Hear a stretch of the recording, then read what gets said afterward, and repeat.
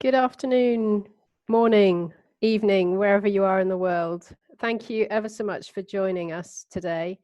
And a very warm welcome to this panel of farmers from around the world. We have over 130 people registered for today, and the registrations are still coming in. So thank you very much for everybody that's joining us.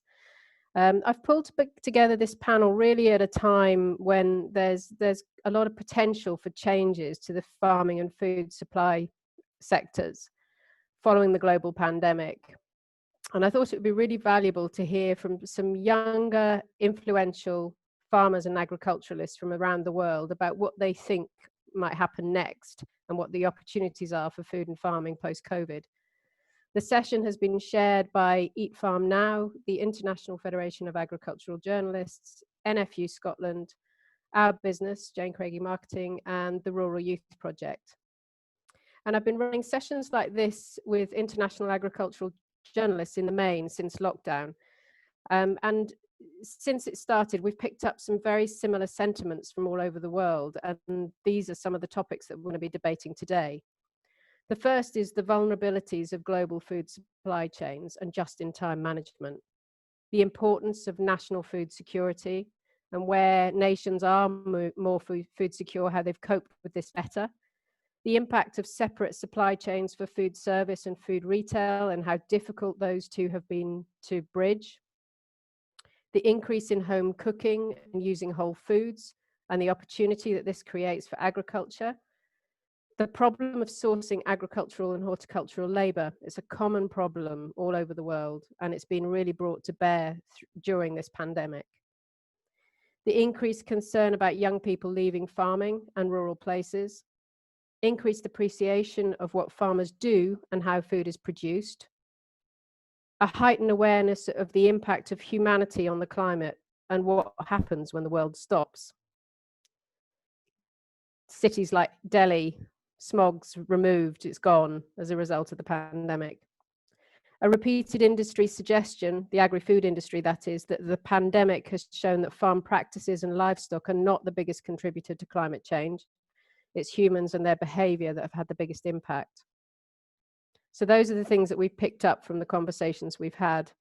And in every conversation that we've had on these Zoom rooms, and also we're seeing it on social media, farmers, small and locally focused food businesses and campaigners are all calling for changes towards more sustainable farming and food, and seeing this as a real opportunity and a time for change. We've got an absolutely exceptional panel today from all over the world, and thank you very much, all of you, for giving up your time to join us. They're all demonstrating leadership at either national or international level, and running really innovative businesses in their own right, and all of them creating real opportunity for positive change. So we're really looking forward to hearing from all of you. But before I start, I'm going to run 3 short polls. The first is, where in the world is our audience from today?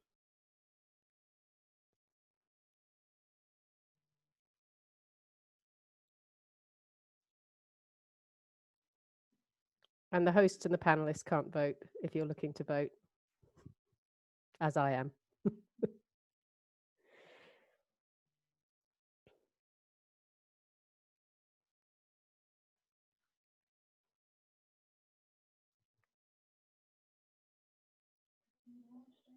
Yep, if you could launch the results, Alana, that'd be great. So dominantly UK, Europe, Australasia, probably a time, Africa, North America, South America, and the Middle East. Thank you, Alana. And another poll, what do you think the positives might be for food and farming post-COVID?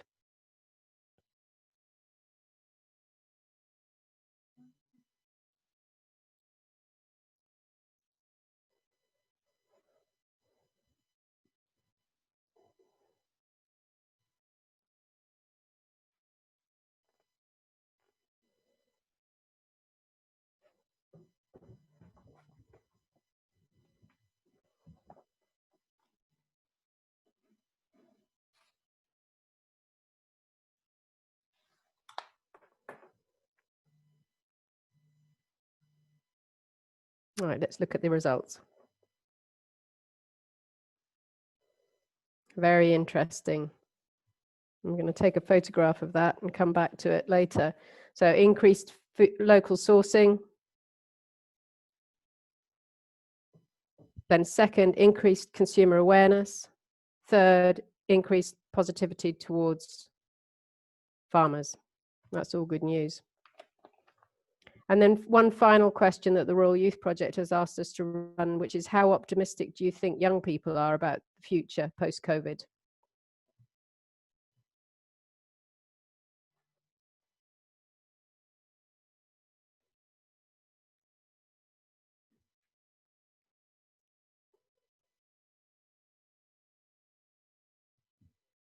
And we'll show the results.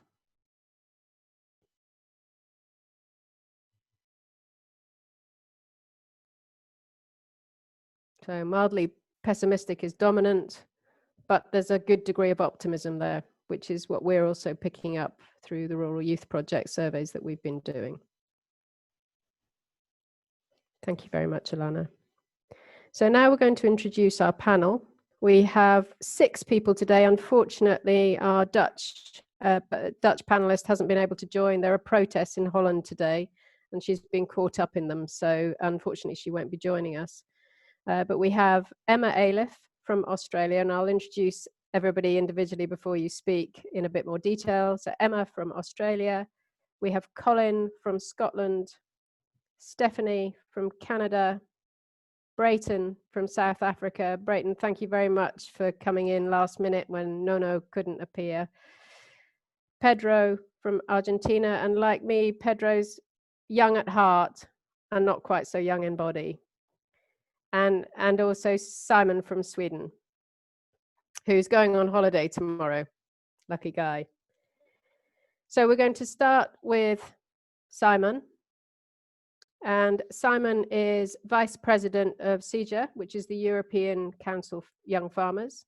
He's not from a farming background, but he's very ably running an estate in Sweden, which has arable crops, beef and dairy cattle, and sheep.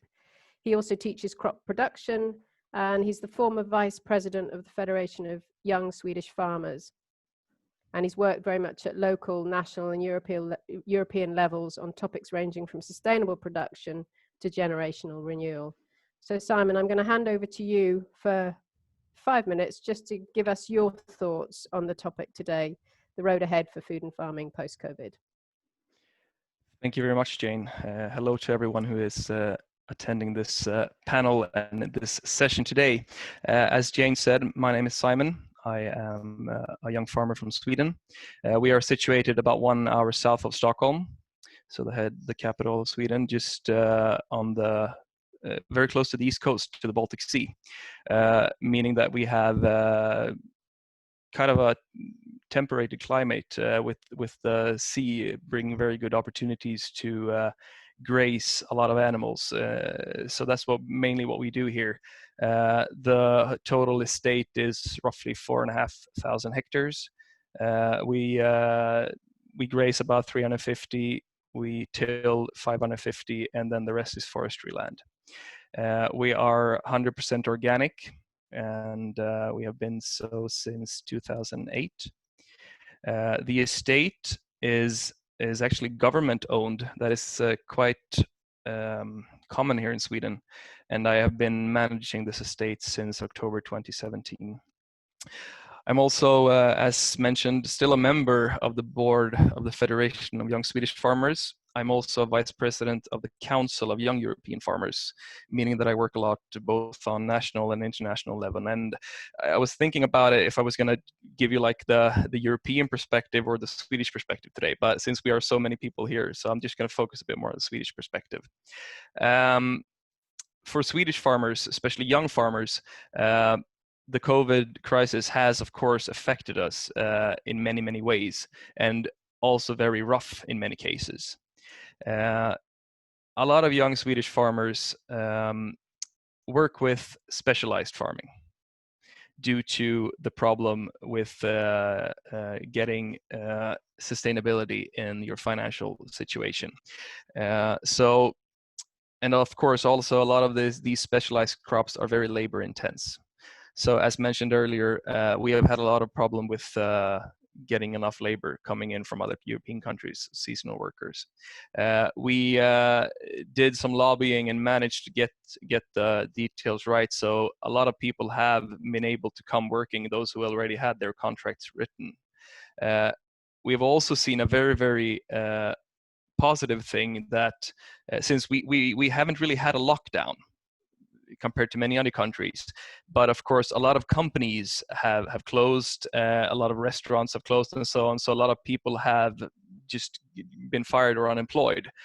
So a lot of those people have actually volunteered and taken a job, an hour job on the farms helping out, meaning that a lot of people who usually don't work with farming have been able to kind of get the idea of what we do in our sector.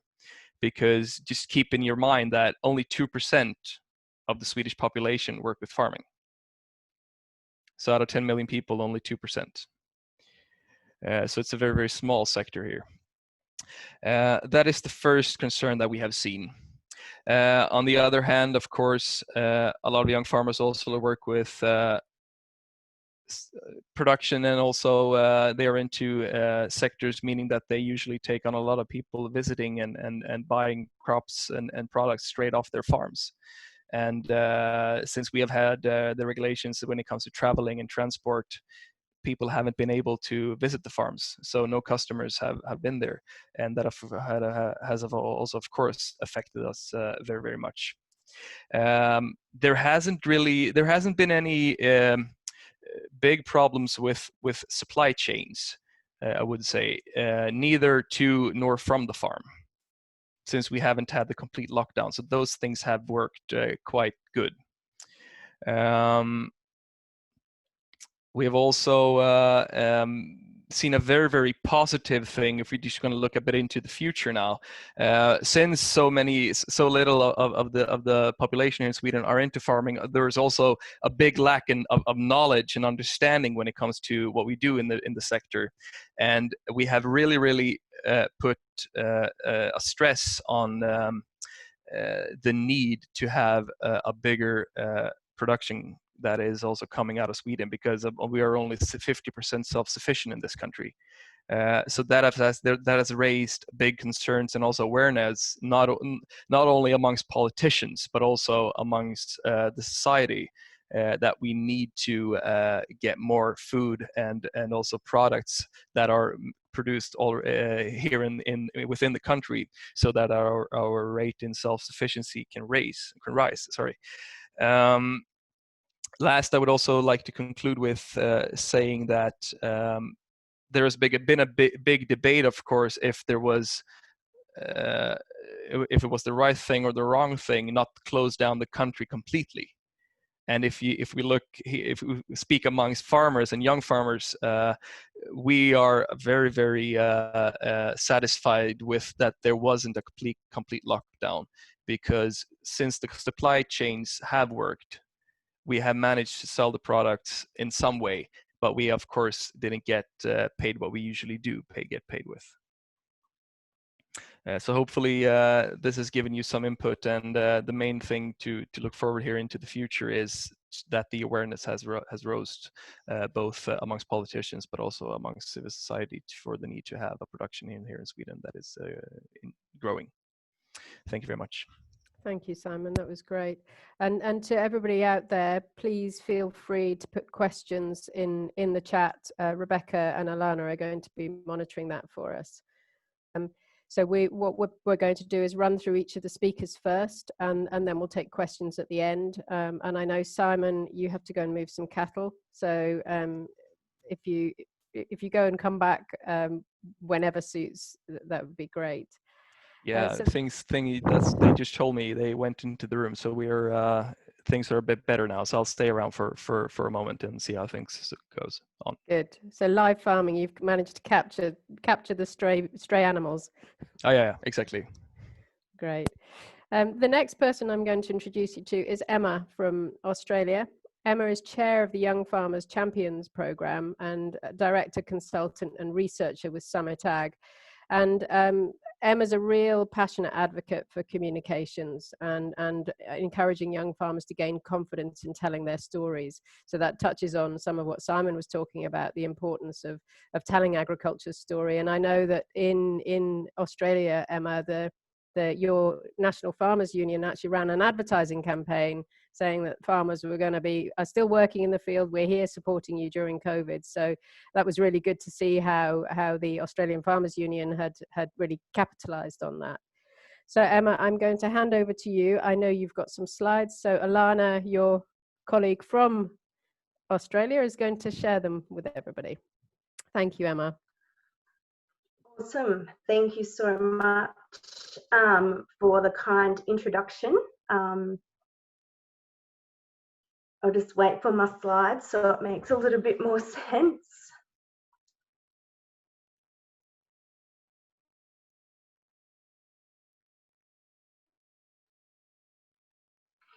Awesome, thank you. So just some background about where I'm located in Australia. That green star you see in the middle there, that's where I'm based. I have a farm with my partner, which is the top picture there. We have 1,700 acres that we grow winter crops, wheat, barley, oats, canola and lupins. And we operate alongside my partner's family, who have got 25,000 acres, so fairly big dryland operation. And then down the bottom there, you can see a picture of me with my business partner, Heath McWhirter. We established our own research and consulting business 3 years ago, and we cover a large proportion of the Murrumbidgee, so the Green Star right down to the Victorian border. We've got 3 agronomists that work for us now as well, servicing that region. Next slide, please.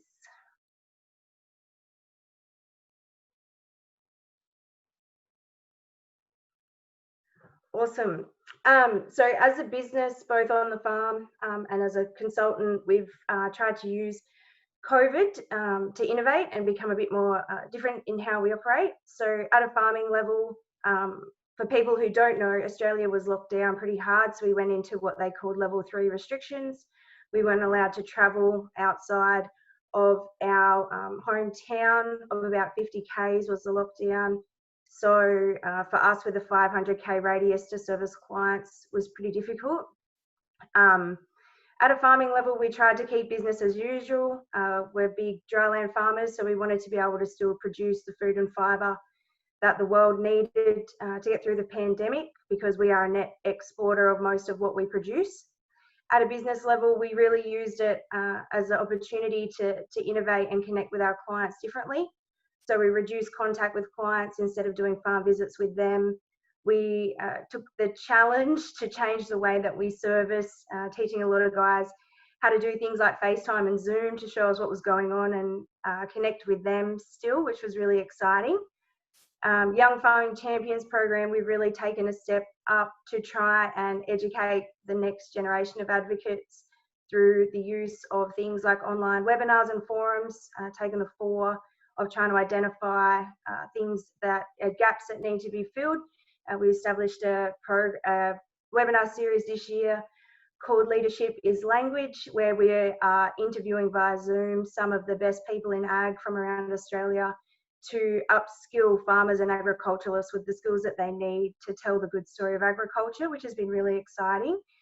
And then education. So as part of what me and Heath have been doing with our business was actually to create a communication platform called Yacker. Next slide, please.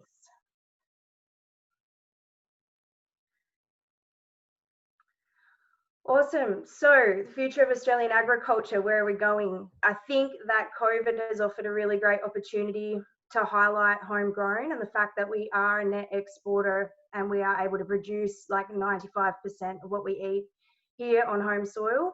I think that COVID is a great opportunity to get consumers from regional and metropolitan areas to understand things like seasonality and just what we are able to achieve ourselves.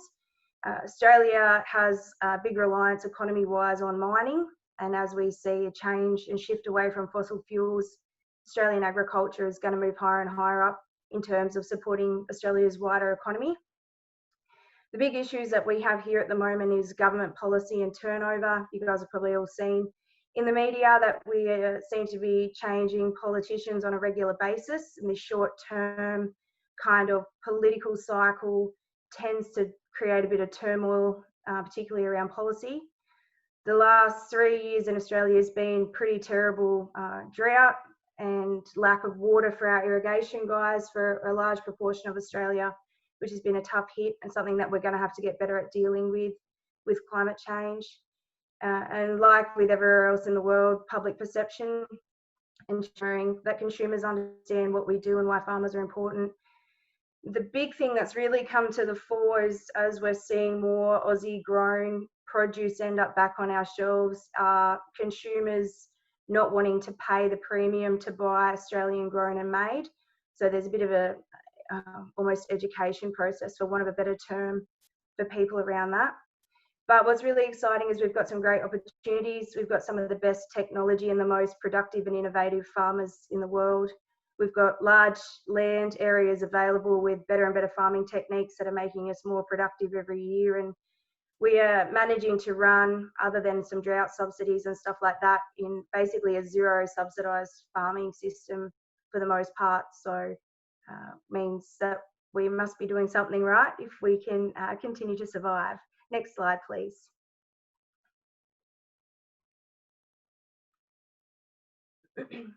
So as I said, as a business, we took COVID as a great opportunity to try and take a step back, to take a step forward, and decided to try and create a communication platform to bring regional Australia together, both within themselves during the time of disconnect, as well as with the wider community. So it's about being innovative, new and innovative way of holding conversations on a platform that's inclusive to everybody. But we know for our platform to work, we need to get growers to participate in it. So yeah, it's been pretty fun. Next slide, please. So this is just a couple of little snapshots. If you're interested in what Yacker looks like, you create a profile, which is there on the left. On the right, you can see there's a call list. So basically, it's just about identifying when you've got free time to have a chat. So if you're sitting in a car on Bluetooth or in a tractor going up and down the paddock, you can come online. If you're not free to have a meaningful conversation, you go offline, with the functionality to post an interesting discussion question or the thing it is that you want to talk about, to try and generate conversation with people. And then there's the flagging functionality. So if there's someone that you come across that you really want to have a chat to and they're not online, you can actually flag them and get a notification when they're free to have a conversation. So trying to get away from the keyboard. Next slide, please. So in the world of social media overload, like I said, we wanted to take a step backwards to take a step forward. So we've gone back to the good old phone call. We decided to compare what we were doing to what we would class as industry standard agricultural media, which I think is pretty unanimous around the world in Twitter. So went through 73 of our key clients and found that only 31% of them actually have a Twitter account, and only 6 of them have been actively engaged in the last 6 months. So when we went and actually spoke to a few of those guys and asked why they weren't engaging in some of these crucial conversations, it was mostly around either getting sick of keeping up with the chains and typing, or having to go and do a job and missing out on a lot of the conversation, or being concerned about putting their opinion and thoughts into a public and open domain where it's a bit of a free-for-all and can get a bit nasty sometimes. So we feel like this platform's a great way of getting out of that and just trying to really connect people back at grassroots level through a good old yak on the phone. Next slide, please.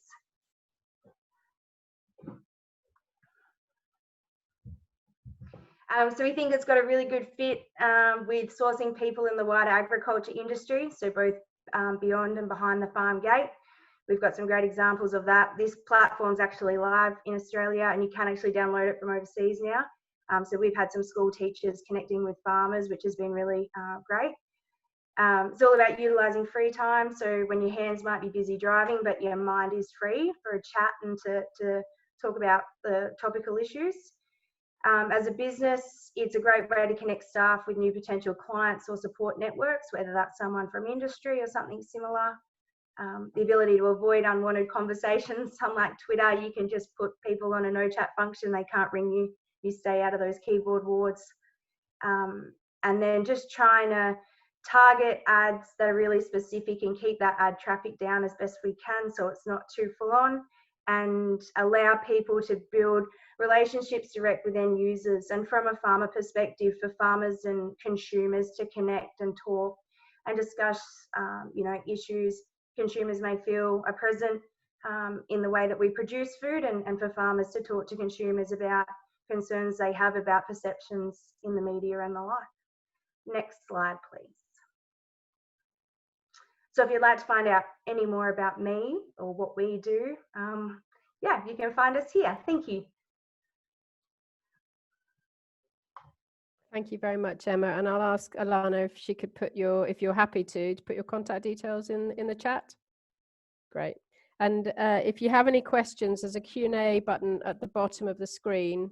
So rather than putting your questions in chat, put them into the Q&A and then we'll follow those up at the end. But thank you very much, Emma. There was a lot of crossover between what you were saying and what Simon was saying, despite being thousands of miles apart, which is what we've been seeing during COVID. So our next speaker, I'm going to hand over to Pedro, who's from Argentina. He's a 5th generation farmer from Bolivar in Argentina, and he grows crops for fodder, grains, including GM soya in central Argentina. He's passionate about the benefits of no-till farming and the use of technology to protect the environment. And he's also part of the Global Farmer Network. So Pedro, over to you. Thank you very much, Jane. It's really nice to be among farmers. Thank you for the opportunity. Really, when you start speaking today, you said that the world stopped in many activities, but farming does not, because you cannot stop biology. And many climate indicators really come down at a really high speed, no?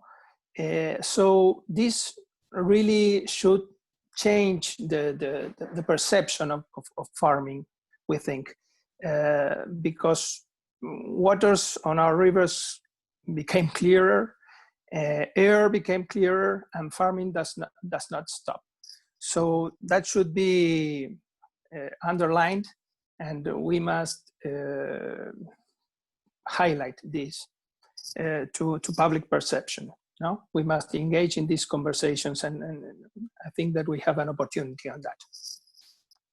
Also, science is like a new birth with this pandemic. We are hearing doctors and epidemiologists and everything with science-based knowledge. That also should be an opportunity for us farmers to go back to basics, to go back to science, because anti-science movements around the world are really making bad to us farmers. So that's another big opportunity that we have as farmers to go back to basics and underline that science should go first on policymakers and decisions. Then I must say that here in Argentina, focusing now on our problems, that is the issue that we are discussing today. We have some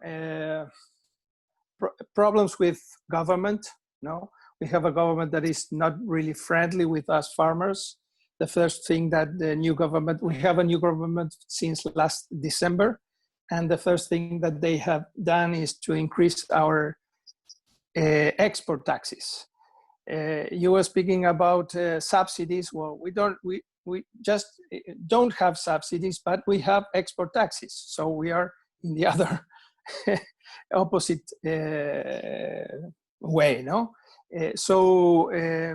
We have a big problem because we must try to dialogue, and for Argentina, farming is really important. We are big exporters in many aspects.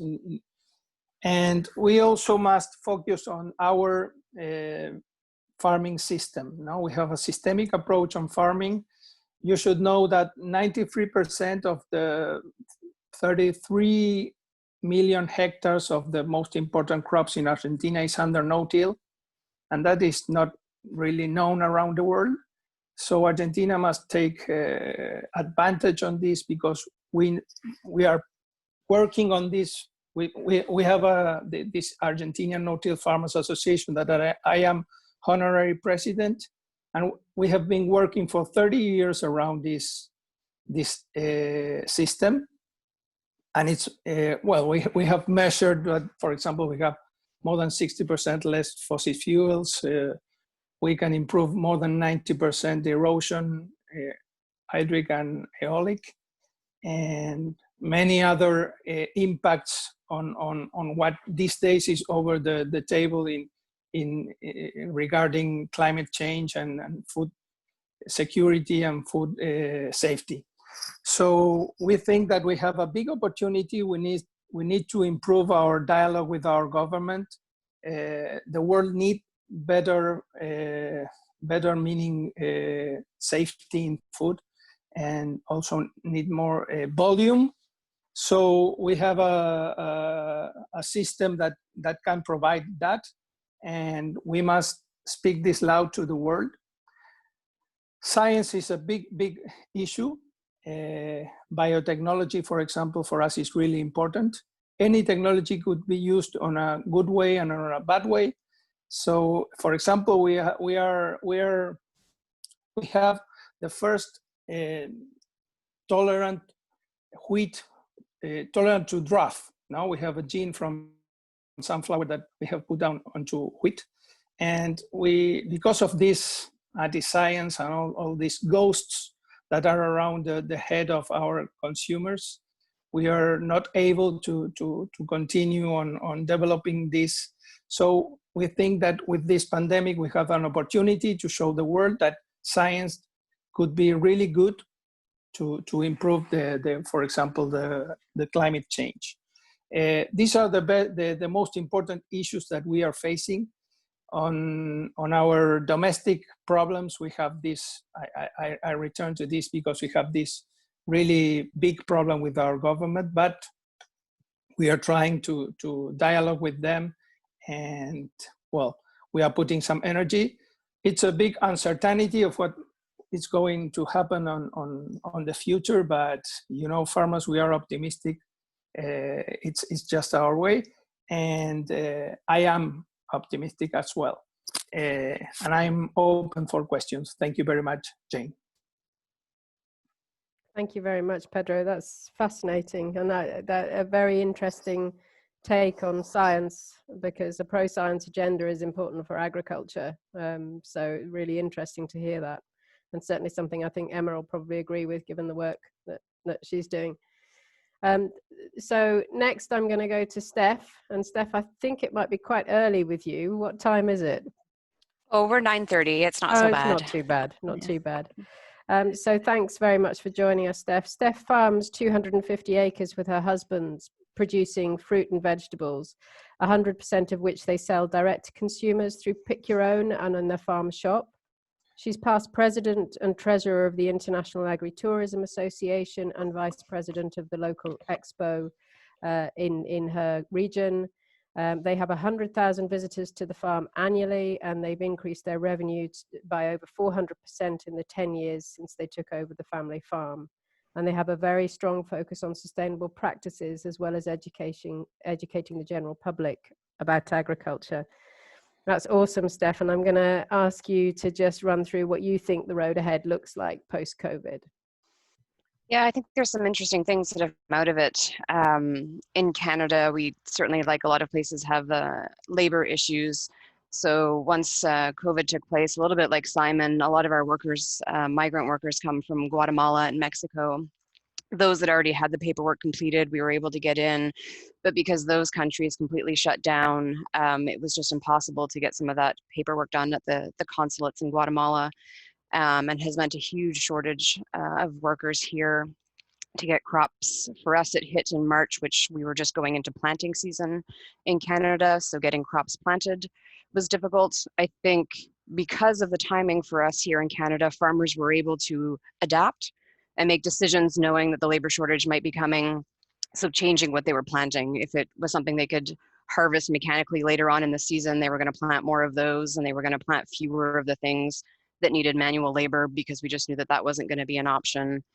I think we're seeing also that in the last 15 years, certainly a lot of the major processors of food have exported all of the production to Mexico and farther south. We're just simply not producing as much here within our own country.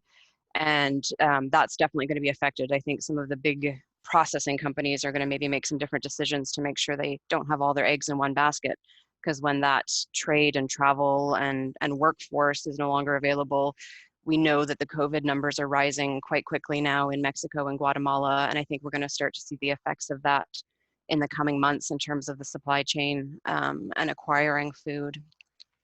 The other big thing, in terms of our lockdown, there was a lockdown, but the travel restrictions weren't as severe as maybe some other countries.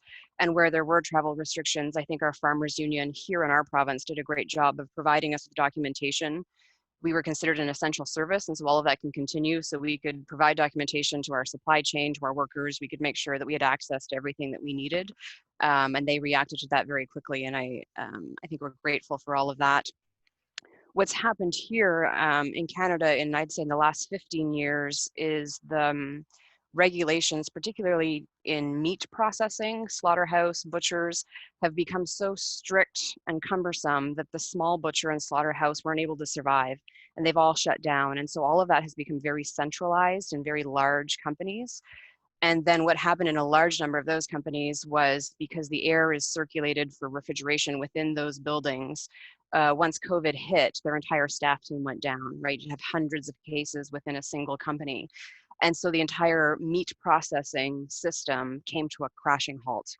So then all of the animals, there was nowhere to go. They were, being thrown on manure piles and just being slaughtered and tossed out. And so I think the major shift that's going to come in our country is really looking at how do we support those smaller processing? How do we keep it closer to home, which as farmers, we've wanted, for a long time. It's very frustrating if you want to sell your own meat locally to have to send it, 200 kilometers away to then have it come back, and the cost is much higher to do that. So I think there's going to be positives from that are really making us look at the entire system from farm to plate on how we can have a more localized system that's safer. Certainly for us, those of us that are selling directly to consumers, it's been a huge positive. I mean, the ability, we maybe unlike with Simon, we still have been able to receive customers in our place of business as an essential service. We've been able to stay open, considered somewhat like a grocery store and feeding people. And so, I mean, our sales are 2.5 times what they would have been last year. And a lot of the small businesses that are selling directly to consumers, we've seen the same kind of trend. They just can't keep up. People are really wanting to go directly to a farmer. They're wanting to make sure it's safe. They're wanting to support those local businesses. There's definitely been a huge trend to supporting local businesses. And so I think that's going to help some of our local farmers. And I'm hoping, given that my passion is in agritourism, and I think there's a huge future for farmers to sell direct to consumers, to be able to control the market price in doing so, to be able to have those conversations directly with consumers to help undo some of the misconceptions they have. My hope is that there are some farmers that are going to say, I need to get rid of the middleman. I need to start figuring out how we can go direct to consumers, and we can shift some of their ability to drive market prices, and then also to be able to drive some of those consumer perceptions. It's a difficult job, though, selling direct to consumers. I mean, not all farmers want to have 100,000 people in their backyard. It's not for everyone, but I think there are ways to do it. And I think farmers have always assumed that they need to do it, and don't think about, creating cooperatives or joining with other people in their community who have that skill set and would like to run a small business and can do the front end of it while they still take care of production, but that together they can work on selling direct to consumers, and that there's a huge advantage to that. So I think there's some positives coming out of COVID. It's certainly been difficult. And I think the young farmers who are selling direct have been the ones who've been successful in just jumping on and adapting their business.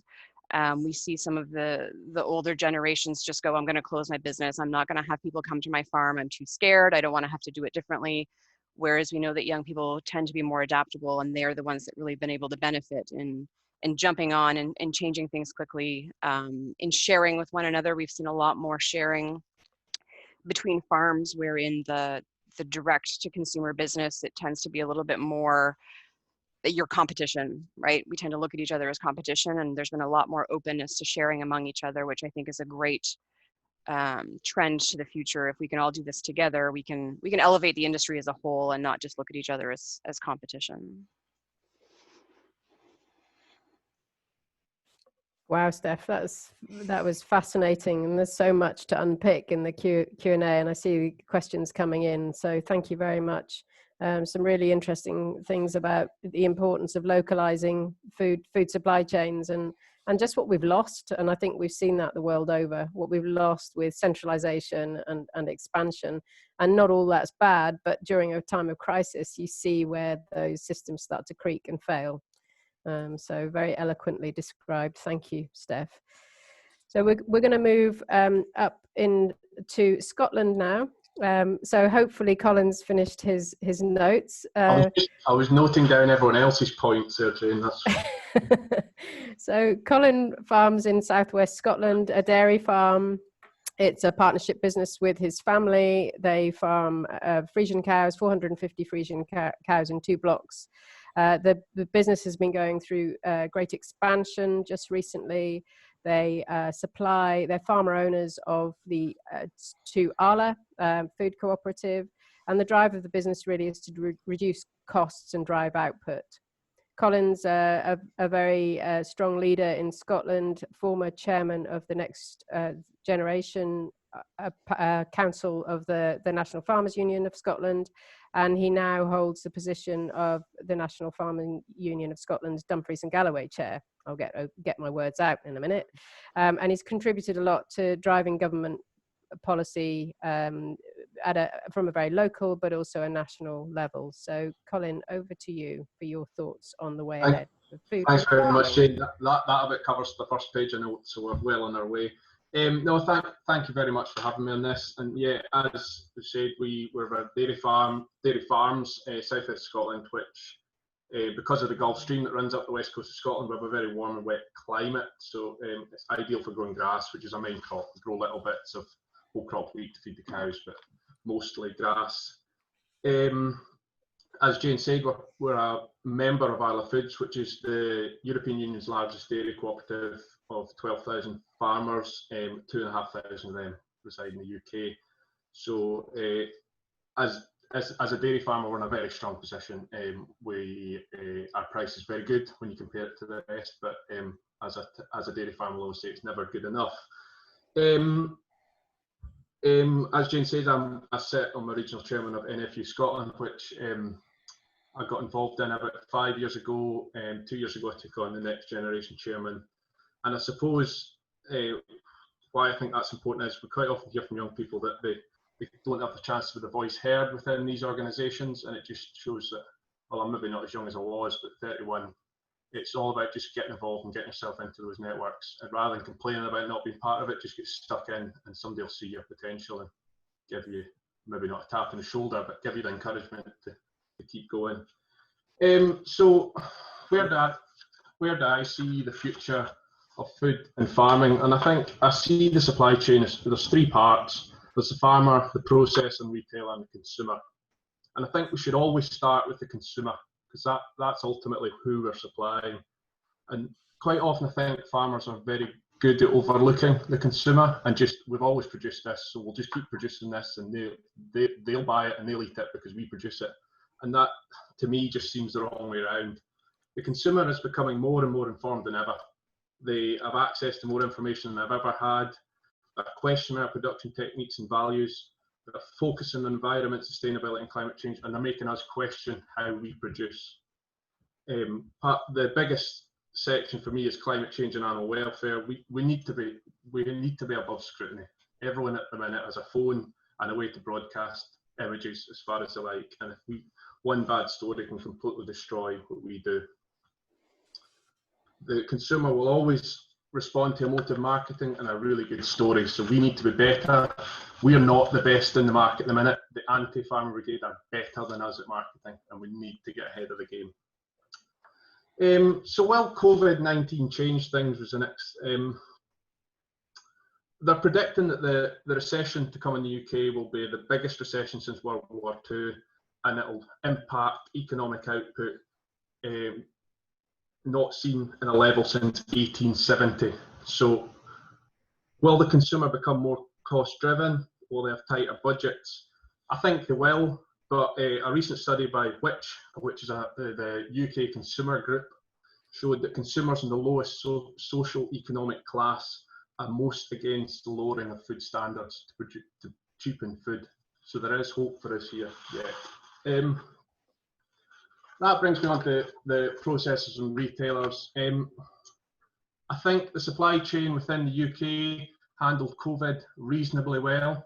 It's a very well, finely tuned logistical operation, and it was a shock. Lockdown came, although we probably should have seen it coming. It hit us very quickly, and there was shockwaves and there was shortages.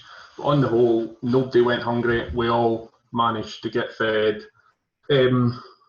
But there was impacts. The hospitality and trade completely collapsed, and for some that was hugely hurting. But for others, your direct sellers and butchers and bakers that have been toiling away at the direct selling for years and years have really had the opportunity to come home to roost. So, but on the most, the UK food market is controlled by the big six. So that's the big six retailers. That includes Asda, Tesco, and the likes. Many will say they own a monopoly. Because a race to the bottom in price, and ultimately the primary producer, which is the farmer, takes the brunt of that. They're all very publicly supportive of UK agriculture, but the consumer would maybe agree with that. I think many farmers wouldn't. They agree, they're outspoken agreeing, but when it comes to paying a fair price, I think we'd all say that they don't manage to do that. So how do we tackle this? More and more the supply chain within the UK it's more reliant on contract, and they want to know what they're paying forward, and it's very much unidirectional pricing. So the farmers will see all the troughs, they'll see all the low points and none of the peaks. And to me, this is very unfair. Onto the farmer, that's where I come in. I joined industry.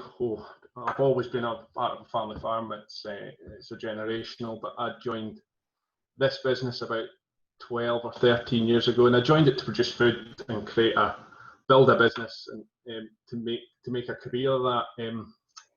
But if we look at agriculture in Scotland, 82% of profit, according to the 1819 Farm Business Survey, comes from support payments, and I really believe that's holding us back. And we've got to question that post-COVID, the recession that I spoke about, government is very short of money and very high in borrowing. Will that continue? Can we guarantee that's still going to be there? And funnily enough, 2020 in the UK holds two watersheds. Because COVID is not a big enough shock, we've also got the opportunity or the dread of leaving the European Union in the 31st of December this year. So there's nothing like flinging all the babies out with all the bath water. So here we, but it's a big change. Some will like it, some won't, but I've always said change breeds opportunity. That may be the opportunity for young people. We have an ageing generation in Scottish and UK agriculture. We need to find a way to increase access to both land, rental and occupying, and maybe a few that can't survive gives the opportunity for some that can, and maybe make a go of something. We need a vibrant rental market. We need churn in the land market. And ultimately, this will increase efficiency. If we can upskill the people working the land, ultimately, we'll increase efficiency. So how do we survive and thrive? We must be market driven, listen to consumers, produce what the market wants and needs, not what we've always done. Innovation. We must have a fair supply chain. That's contracts that are fair and transparent. A chain that doesn't use price and fear to control producers, and I think farmers need to play a part of that as well. And I think cooperation is a big part.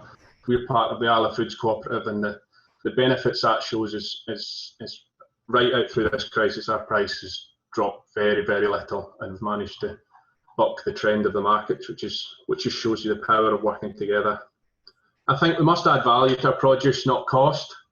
So there's no way we're going to draw more cost from the market, from what the consumer's paying, but we must bring more of that cost back to the primary producer. And I think climate change, as much as many farmers will feel it's a threat, I think it's an opportunity. We own the asset that everyone else wants. We own the land that can tie up the carbon. But we need to record what we're doing. We need to record that data, because until we can prove what we're doing, we can't market it. And I think that's the key. So I think I'll leave it at that, Jane. Thanks very much. Thank you very much, Colin. That was a very rich discussion. Thank you very much.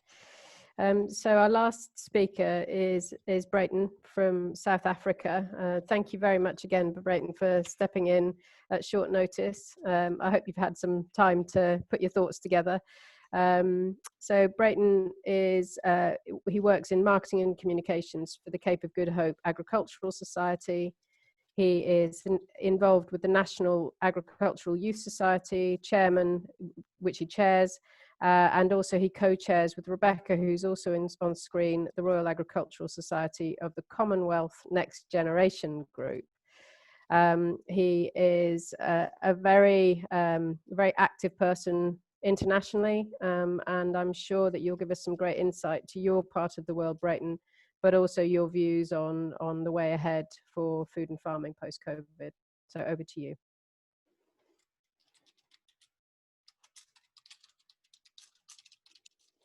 I think you're on mute, Breyton.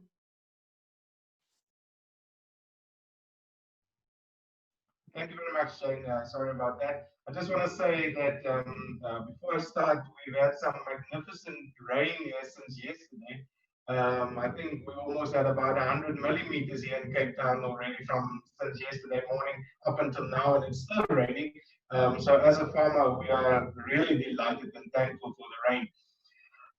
Yes, I worked in the agricultural industry, events industry, the Cape of Good Hope Agricultural Society, and commonly known here in South Africa as Expo. And what we do is we do agricultural events where we try to connect the farmer and the city dweller or the consumer. And as you can imagine, the events industry in South Africa and around the world has been hit very, very hard. There's no agricultural shows, there's no agricultural expos going.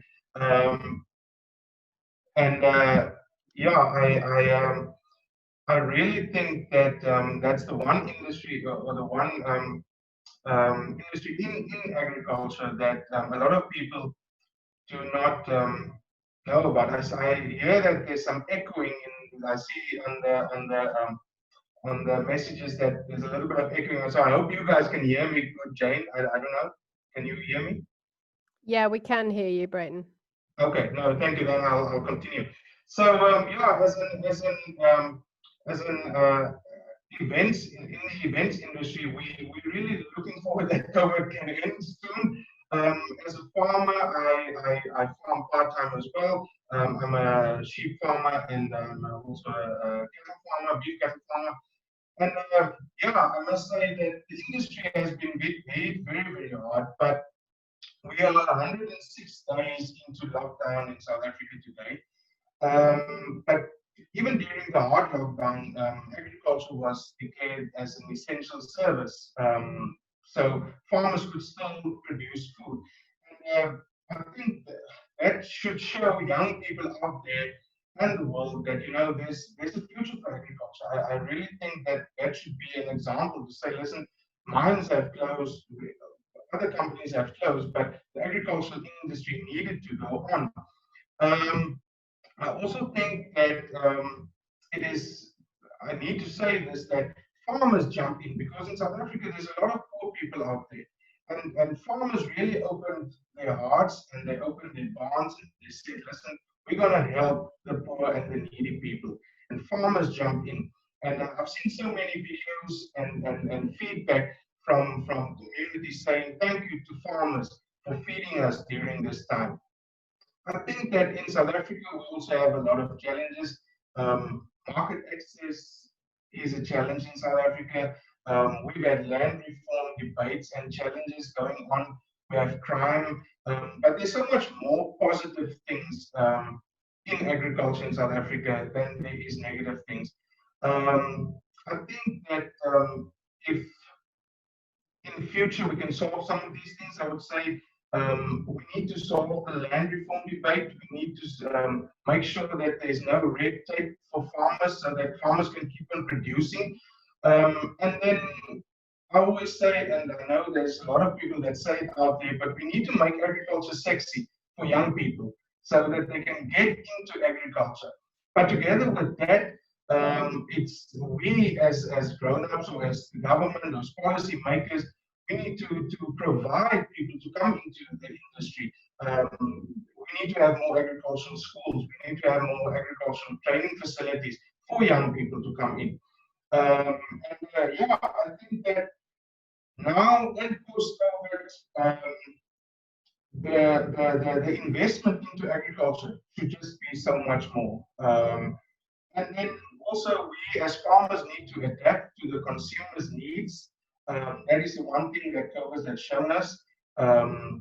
We need to adapt to what the consumers want, so we need to get closer, and that's why I think that post-COVID, I think the events industry can really also play a huge role into connecting the consumer and the farmer.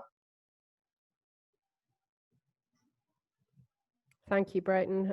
Another consistent message there about connection to consumers, which has come up from all of you. I'm going to go to questions now. We've got a number of questions in the Q&A. Some have been answered. Thanks, Steph, for the ones that you've answered. So that's great. The first is from Christine Cuthbertson, and she's asking, how can we sustain the shop whole and local movement? Already in Scotland, farmers and small food producers who were light on their feet to provide doorstep deliveries are rapidly losing market share back to the retailers. So how do we keep that focus on local and whole, which benefits agriculture, going as people drift back to their normal lives? And I think, Steph, I'll start with you because you're selling very much direct and have a real appreciation of how people are buying. And how do you think we can keep that going? I think, I mean, one of the benefits that has happened, and again, it's those that have adapted to some of these online sales. That was, I think, the biggest, hardest shift for us to make. And, you know, we were, when COVID hit, we were just coming back from the UK. So we had just visited all of the wonderful farm shops there and what they were doing and wanted to try to shift our business in that way. And then COVID hit and people coming out to the farm, people were scared to go anywhere, right? So shifting to online sales was one of the biggest things that we did, and created, you know, some huge volume of sales, but it was a lot of work. So I think a lot of the people that were able to jump on that, so that those people were not ordering from some of the big companies like Amazon or others, we've already seen the decline in that. We've already, as things start to open up, and we are deconfining right now through the summer months, we are already seeing the online sales that are completely dropping. So from all of the things that I had read, and the trends were going to be that online food shopping was going to become, you know, the new wave, and everybody needed to be ready to continue to handle that immediately within a month. We're seeing that that's not necessarily the case. People like to go in and look at their food, and shop and browse, and it's part of the experience. It's why people go to farmers markets, right? It's not just to get food, it's for the atmosphere that's there. So I'm not quite sure how we keep in front of those people. I think we need to do something immediately. We can't just wait to see all of those people that were buying online from us. We need to send them reminders. We need to keep having conversations. We now have the benefit of online shopping is you have their contact information. That data is so valuable. They appreciated you at one moment in time. How do we keep talking to those people and continue to have the conversation and remind them that shopping locally is important at all moments of time, not just in a COVID crisis. And so we can't just see what happens for the next year. I think we need to get on it immediately and keep reminding people. I think the other benefit of COVID is that where we are, and I imagine in many places as people are stuck at home, people have taken to backyard gardening, right? So right now they're growing lots of vegetables in their backyard. We've seen that swing, and hopefully gain an understanding of how hard it is to keep plants alive and how hard it is to actually grow things that you can eat and how much work it takes, and that there's some appreciation that comes out of that. But I'm not sure how we're going to keep them coming back, because I foresee that once things go back to normal, they'll just go back to their normal habits of going to those big box stores out of convenience. The only other shift I think may happen is that as people stay home right now, we're hoping that there's a shift in saying, do we really need 2 incomes in our household? Do we really need to be sending our kids to all of these different activities and just running that rat race that just never ends, right? We're just so busy. And the reason we go to the big box store is because it's a one-stop shop and we can get everything because we're just so busy. And I'm really hoping that in this confinement stage of people staying at home, that there is somewhat of a shift of people saying, I like having more time. I like making my own food from scratch. I like having the time to go to the farmer's market and buying quality food for my family, and I feel better about that. And look, we were able to survive with a little bit less income, making our own food. And so perhaps there will be a shift that comes out of that, that we need to catch on, and we need to make sure that we're in front of them and reminding them that we're here as local farmers and you need to continue to support us and it's healthy for your family, and catch that marketing wave of, wasn't it nice when we just had time at home to cook for ourselves? Thank you, Steph. And that probably extends into agritourism more widely, staycations as well. You know, people are nervous to be traveling too far afield, and it's creating opportunity for local tourism businesses as well as the farm shops. Emma, I'm going to move on to you because I know you've got a strong farm shop culture in Australia as well. How are you seeing the future? How can we encourage? So what's happening now, and how can we encourage more local and whole food buying? Yeah, look, I think we do have a really good buy direct culture. A lot of it comes down to, in my opinion, relationships. Like, everything that we do in my business it's not about what you know, it's who you know, and it's about building and maintaining that relationship.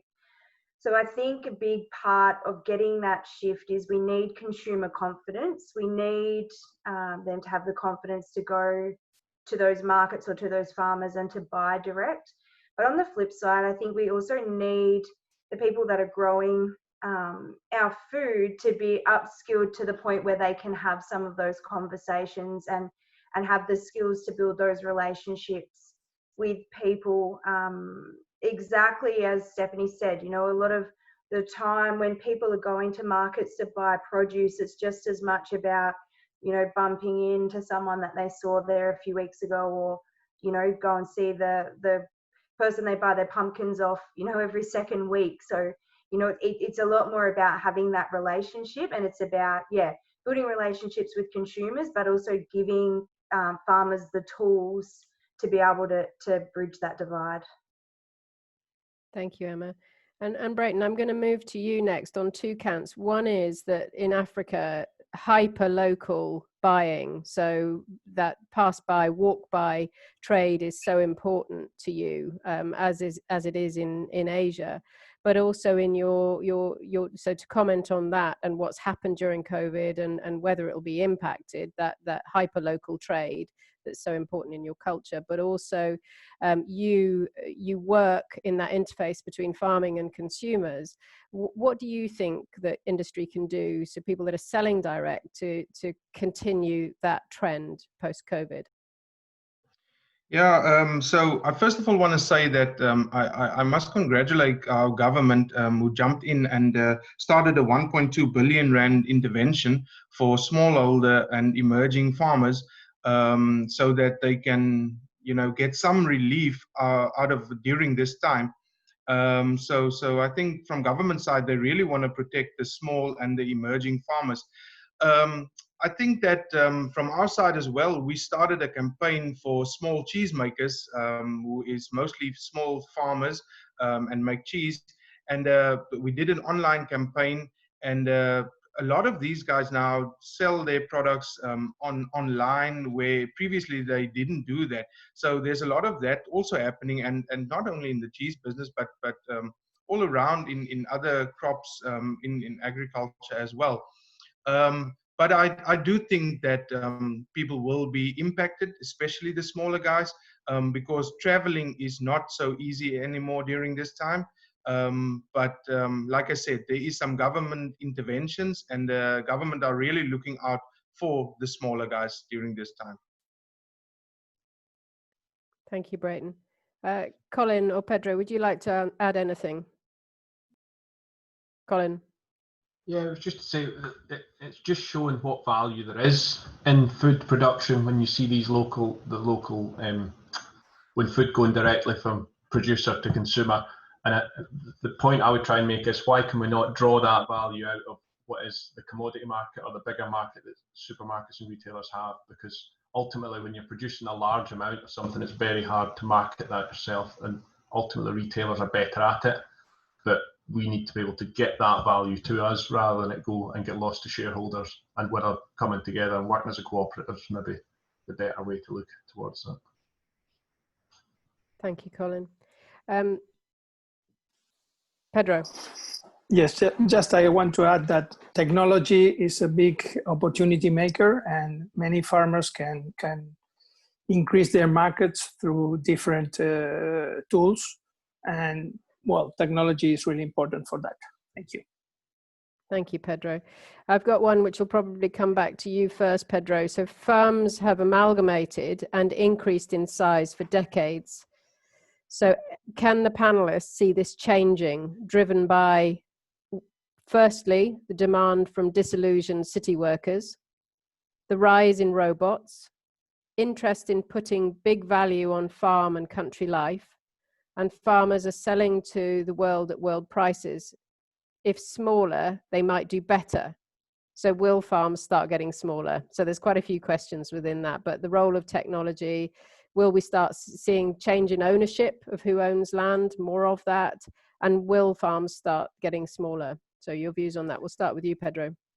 Yes, well, here in Argentina, small farms are getting smaller because we are coming from big land owners.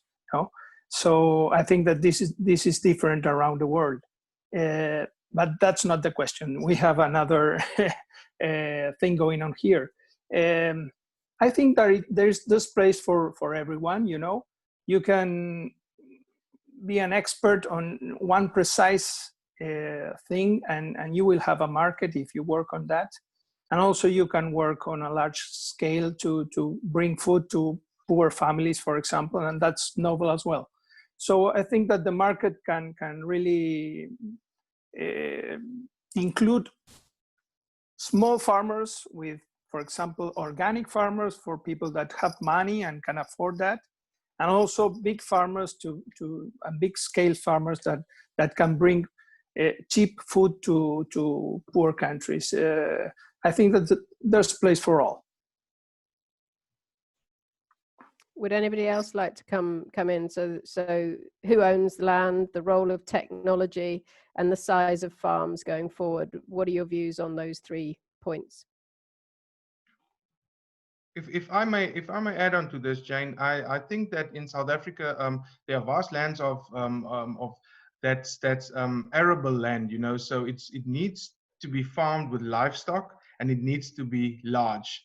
And that's why I think most of the land in South Africa has just gotten larger. The farms is getting larger. If you look at the dairy industry, I mean, Colin can maybe also comment on that. You know, the guys a few years ago, you could manage 100 cows, but now you can't manage, you know, if you don't have like 250, 300 cows, you're not really running at a profit at the moment. So farms are really, is getting larger. There's no doubt about that. But there's also a place for smaller entities like Blueberries in the Western Cape that's doing very good at the moment. So I think there's a place for both. Thank you, Breyton. Colin, do you want to come in? Yeah, just agree with what Breyton says. Farms are getting bigger. I think it's progression. I think the way the markets drive us. If we look at the UK, for example, and dairy, because that's what I specialise in, I suppose, it's just impossible to start up and get a milk contract and have somewhere to sell your milk. But what's happening is, if you've got a secure contract, you can expand. So that, to me, that works for us because we are in a contract, but you can see where the barriers come for someone trying to get started out. But there is lots of other ways to get started, whether that's through shared farming or taking part, but buying yourself in slowly. farms, I think, will get bigger. Technology, I think it's safe to say that technology's never went backwards. I think will always progress in that respect. It's just how do I see robots? Well, if you look at dairy, robots are taking over in some regards, but do I ever see them completely taking over? Well, I would think no, but in 10 years' time, I'll probably be held to account on that comment. So we'll wait and see. Thank you, Colin. I'm going to move on to the next question, which is for all of you. To all panelists, the list of change you would like to see for your farm or your industry is probably long.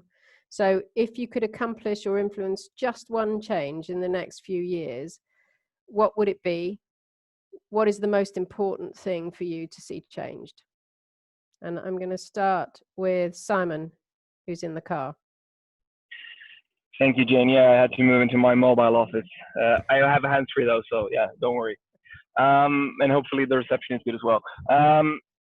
I'd like to see it in the broader Swedish perspective, answering your question. I would see the most important change that I would like to see amongst farmers in Sweden is the transfer of farms to young farmers. The average age, both in agriculture but also in forestry, is around 60, and also 60 plus 60. So it's a very high average age. And a big issue for the young farmers here in Sweden, I know it's not unique, but that is access to land. And of course, a lot of older farmers who basically have retired when it comes to running their businesses, but they still own the land, they still stick to their land since it is linked to subsidies. And of course, for a lot of those older farmers, that is the only pension that they're getting, so they need the money. But still, for the young farmers, I would like to see a bigger transfer and access, more access to land for the young farmers, so that more of us can transfer. For me, example, I don't have my own farm yet. My biggest dream is to have my own farm, and for that, I need access to land and access to a farm. There is always a way to work yourself into the industry and access to finance, but still, if you don't have nothing to buy, you're off.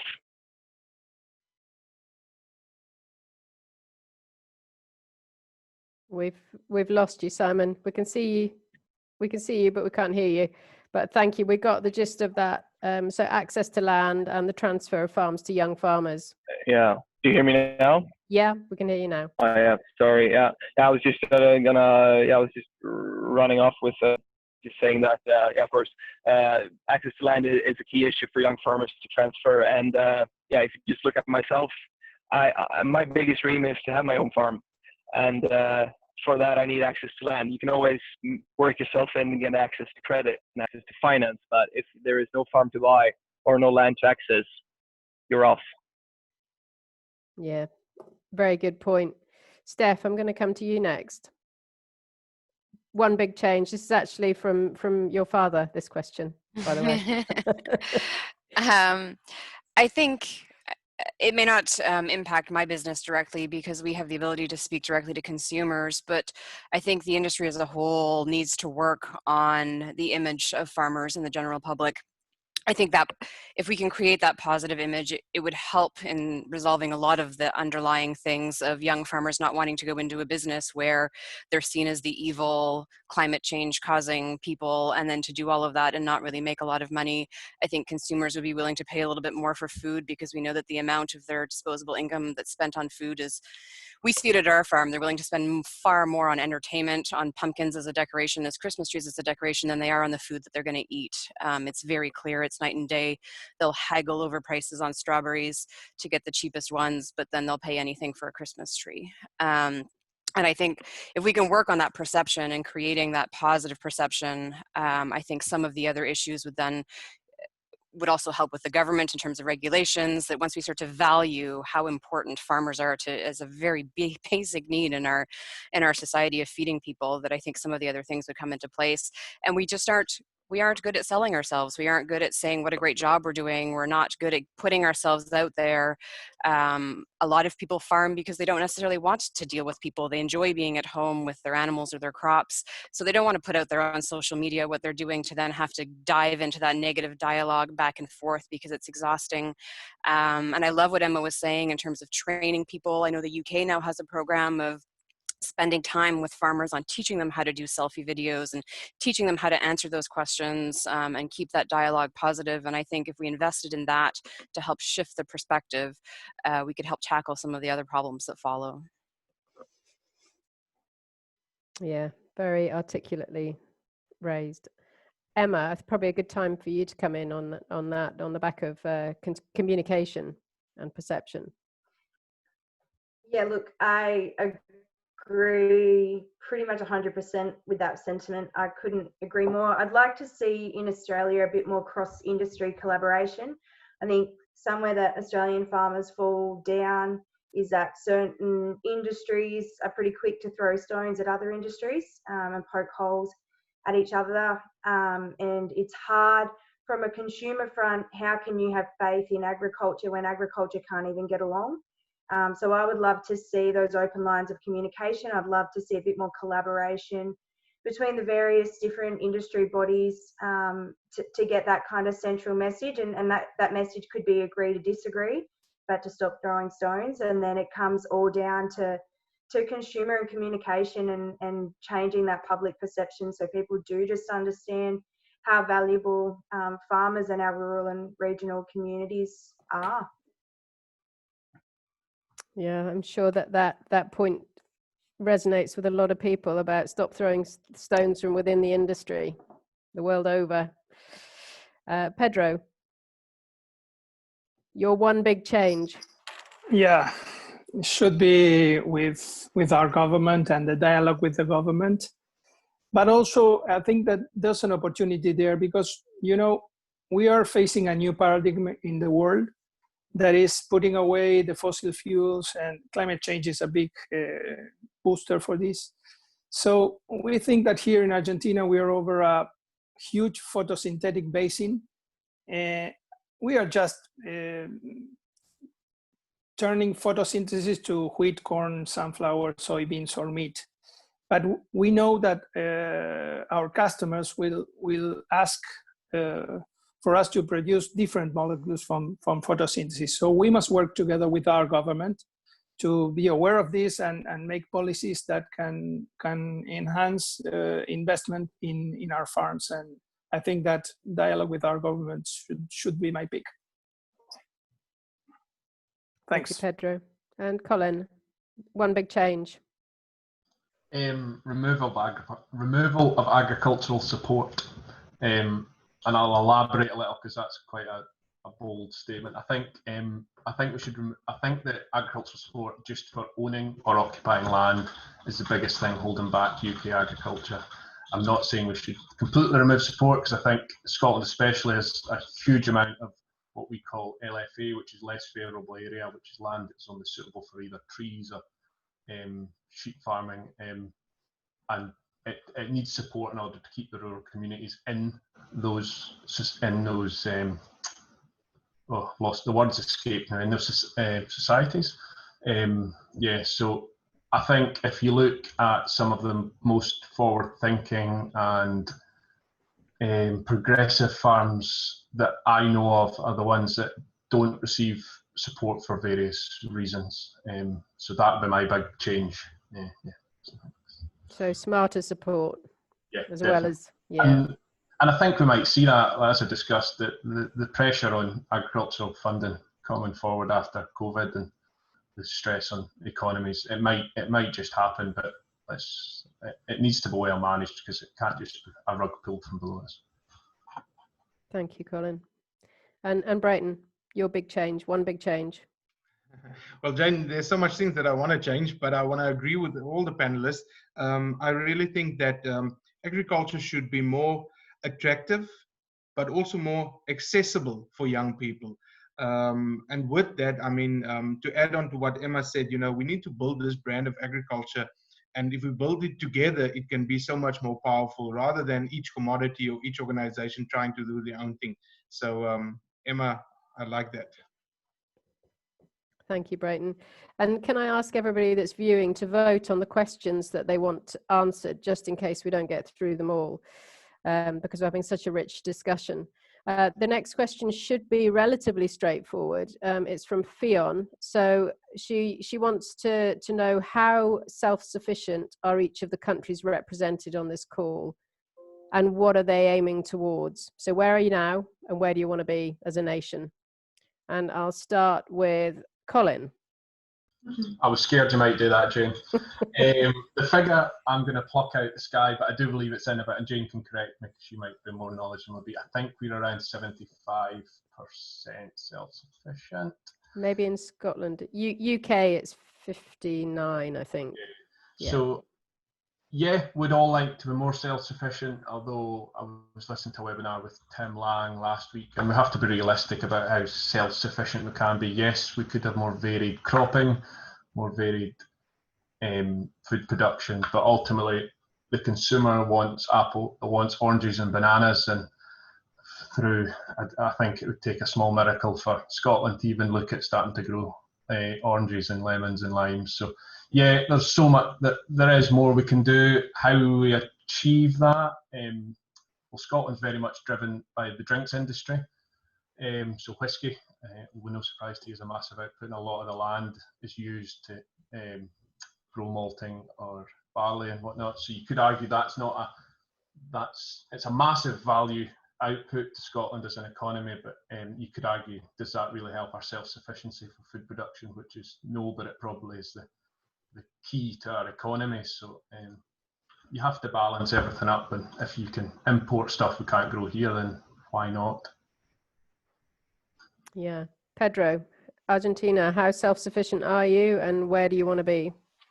Yeah, we are self-sufficient, and we know that we must have a role to play around the world. We must give our exports to many countries. We are on a group of countries that can supply food, not only food, as I said in the last question, to other countries. So we are interested on how can we enhance world trading. For us, it's an issue to transform photosynthesis into useful molecules all around the world, because we have a big photosynthetic basin. Thank you, Jane. Thank you, Pedro. Simon, how self-sufficient is Sweden, and where do you want to go? You said 50% self-sufficient. Where are you heading? Yeah, exactly. 50% self-sufficient on average. Can actually say we're 100% self-sufficient on wheat and carrots. So yeah, we would probably survive. But still, there is a government aim that we are pushing for at least 75 to somewhere between 75 and 80 among farmers. I think we all are quite agreed on that. That we shouldn't be 100% self-sufficient on everything, you know. But we of course we need to increase it to at least 75, 80. That's where the government is pointing us, and as farmers, yeah, we can only agree with that. Maybe go a bit higher. I would say there are those who are saying between 90 and 95 amongst farmers. Yeah, it's certainly a topic that's really ramped up the agenda, hasn't it, politically and in society. Emma, you're exactly. Yeah, Emma, you're 95%. That climate of yours, you can grow almost everything. So you can't really go much higher. But are there any vulnerabilities there? What are your thoughts on self-sufficiency going forward? Yeah, look, I think the drought in the last couple of years has really punched some holes, particularly in our rice industry. So it's going to be the first time in pretty much history that we're going to be a net importer of our rice, with only about, I think it was 2,000 hectares grown in the Murrumbidgee and Coleambally irrigation area, which is one of our biggest production areas in Australia for rice.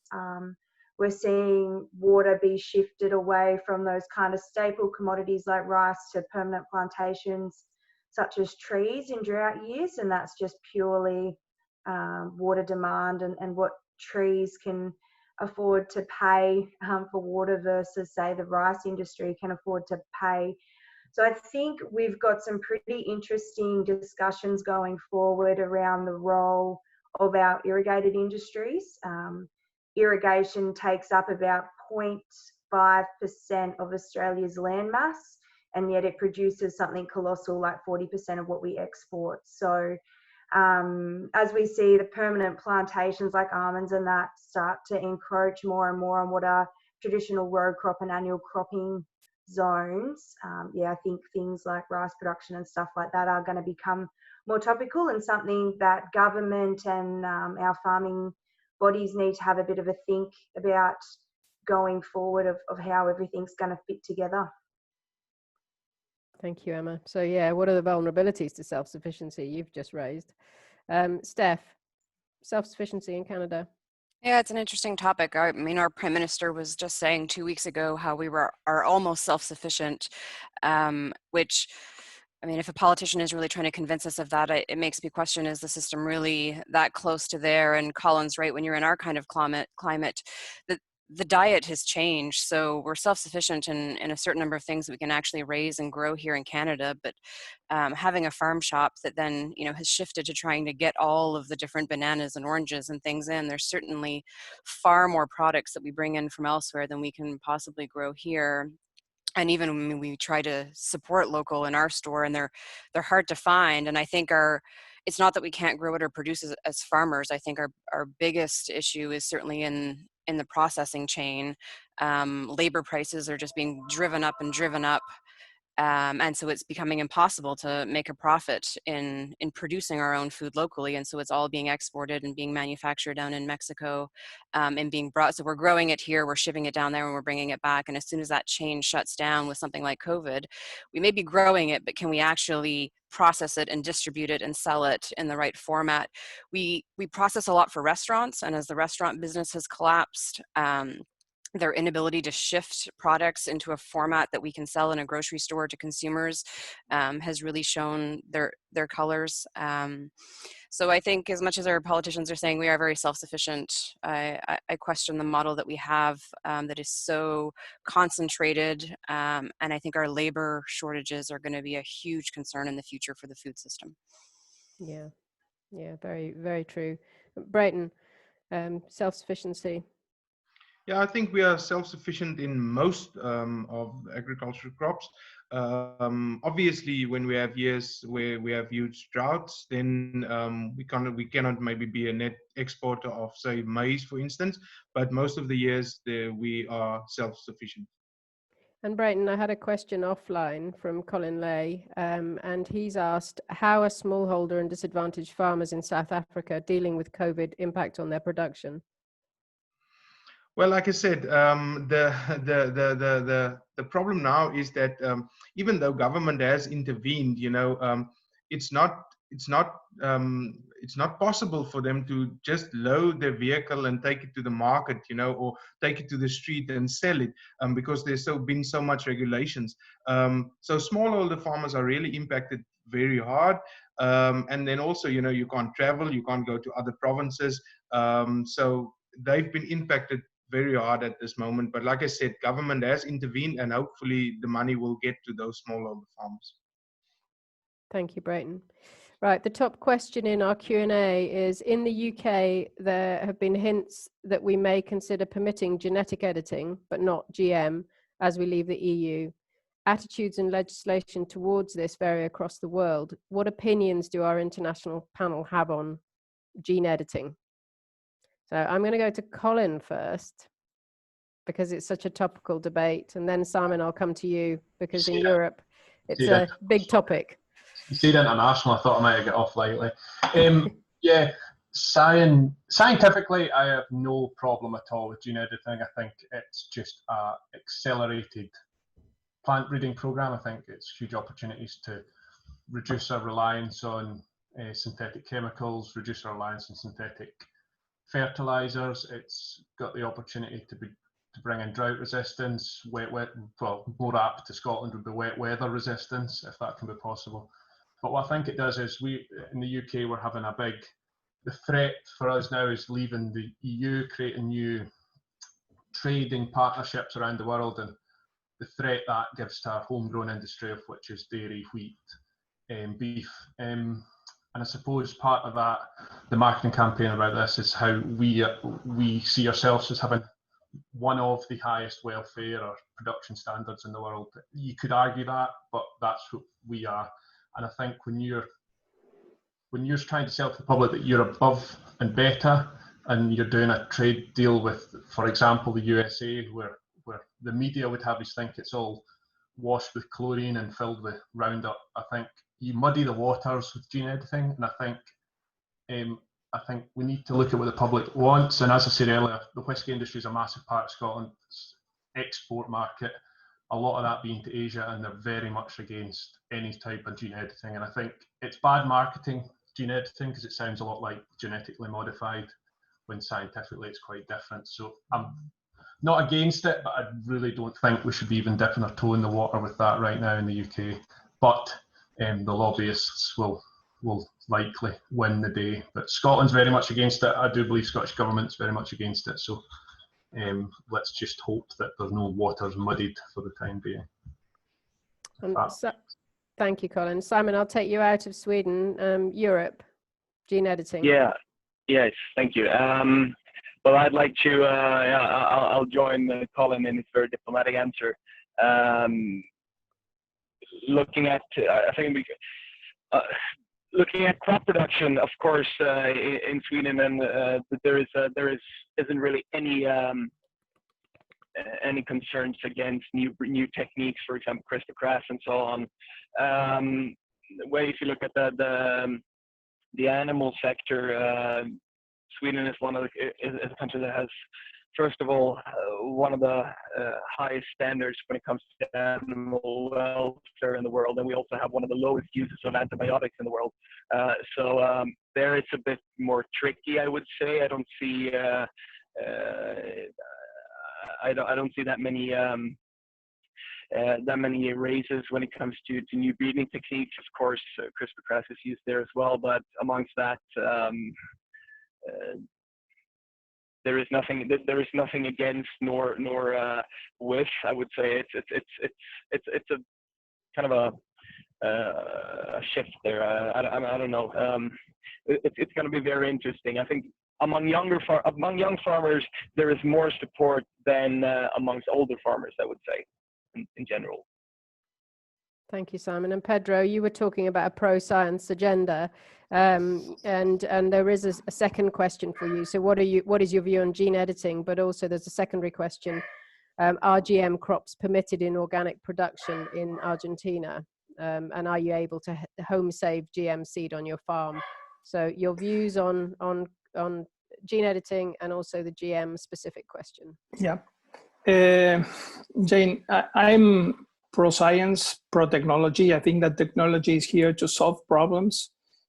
With all the things that we must do to be really knowing the truth about this technology, all the testing that we must do. I think that governments should act on this. I think that European farmers should also support technology because, for example, what's going on in Africa with the armyworm?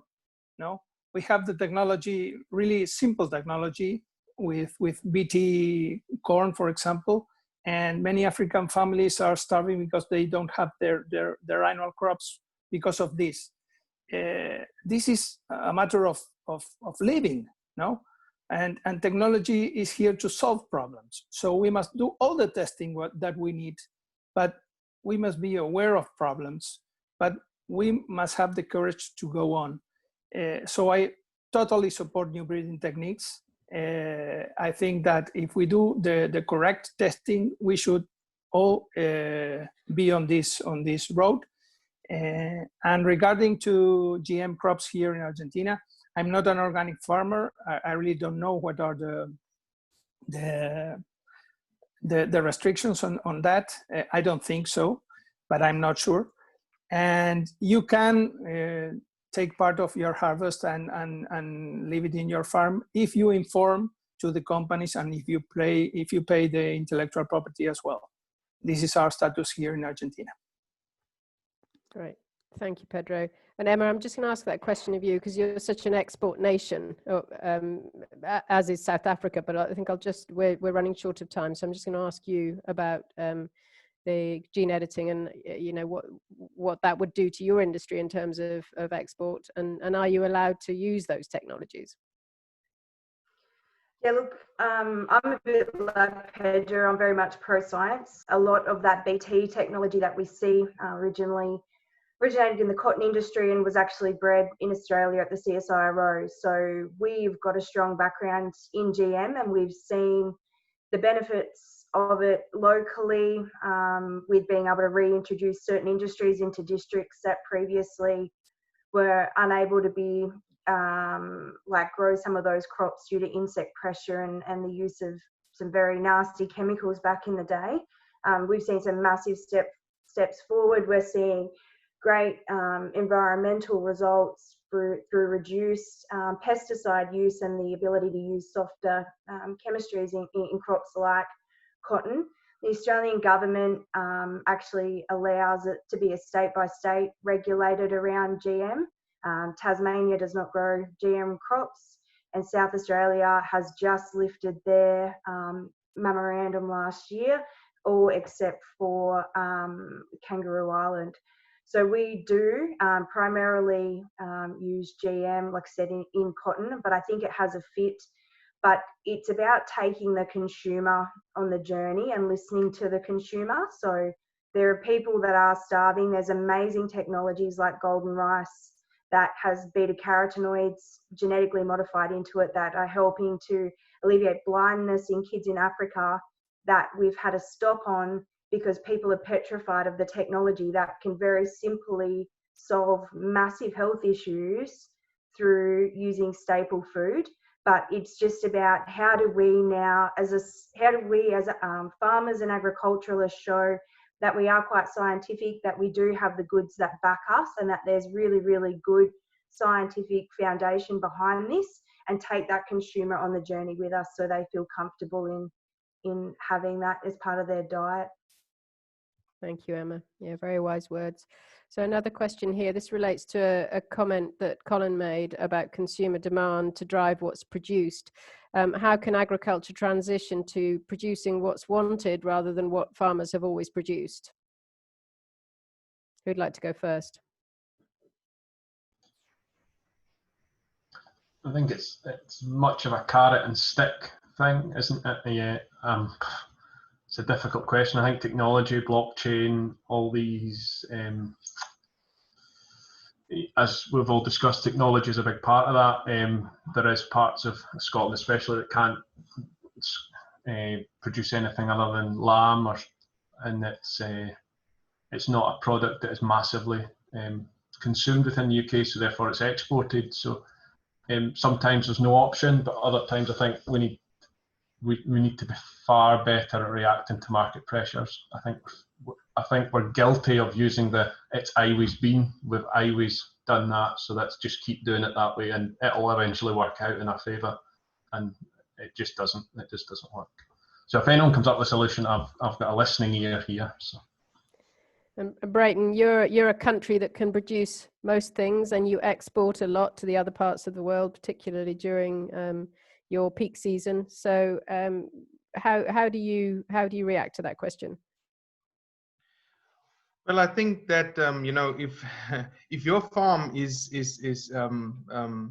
fitted in for say for instance a dairy farm or so, then you can't change it overnight, and I think that is the one thing that consumers also need to know. You can't change a dairy farm overnight, but what we can do is we can see what the consumers want, and on that we can transform our productive measures and how we produce the crops and things like that. So I think farmers do need to listen to what the consumers say, But I also think that it's not always so easy just to change.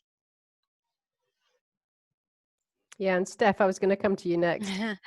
I was going to tag on what Colin said earlier about the subsidizing of agriculture. I think if, there are certain times where that is necessary in order to sustain those communities, but if it's overly subsidized, then it takes away the driving economic force of you will adapt to consumer needs in order to stay in business. If we continue to subsidize you, there's no need to do that. If your industry is overly protected, there's no need for them to adapt because that way of life is protected. So it's a fine balance. We don't want to lose those communities. We don't want to lose those farms. We want to make land accessible.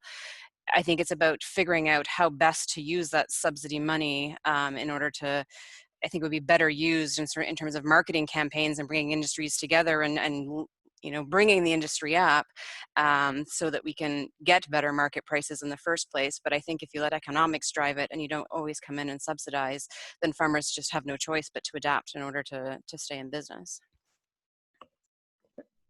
Breyton. Yeah, I just want to add on to that. I've attended a conference in New Zealand a few years ago, and the New Zealand farming industry has, I think, almost doubled their productivity since subsidies was taken away a few years ago. So it just shows, that it's driven by production. So yeah. Thank you, Breyton. I'm going to move on to the next question, which is from James Porter in Scotland. And he said, thank you to all the panelists. Fascinating to hear the views from around the world. And what he's asking is, do primary producers, perhaps through co-ops, need to spend more on marketing their produce to consumers? It is only about £15 million in the UK for fresh produce, for instance, versus £300 million for confectionery and snacks. And he's also got a point on local. And he said it's worth noting that many of the panelists live in huge countries where the producer might well be many miles from the consumer. So local can only ever be a proportion of total sales, although it has a disproportionate value as a marketing tool. So should we be spending more as an industry to promote produce, perhaps through co-ops? Simon, I'm going to come to you first. Thank you. Well, first of all, Sweden is a country where we have already a lot of co-ops. A lot of farmers are historically members of co-ops such as Arla or Lantmännen or the big co-ops, but we also see smaller co-ops that are starting up new here. I sometimes say that Swedish farmers, we are very good producers, but we are very bad business people. And that is because, of course, we are historically, we have been we are used to being part of co-ops, and the co-ops handle all the marketing. So the farmers have kind of they don't need to spend time bothering. They know that they will get the product sold and they will get paid the money that the co-op is making for you. But now, when times have changed, a lot of farmers still deliver to the co-ops, but they don't get paid what they got paid before. So at the end, the budget doesn't add up. So a lot of farmers here, they need to be better at marketing. They need to become better and just I can also address the question about local.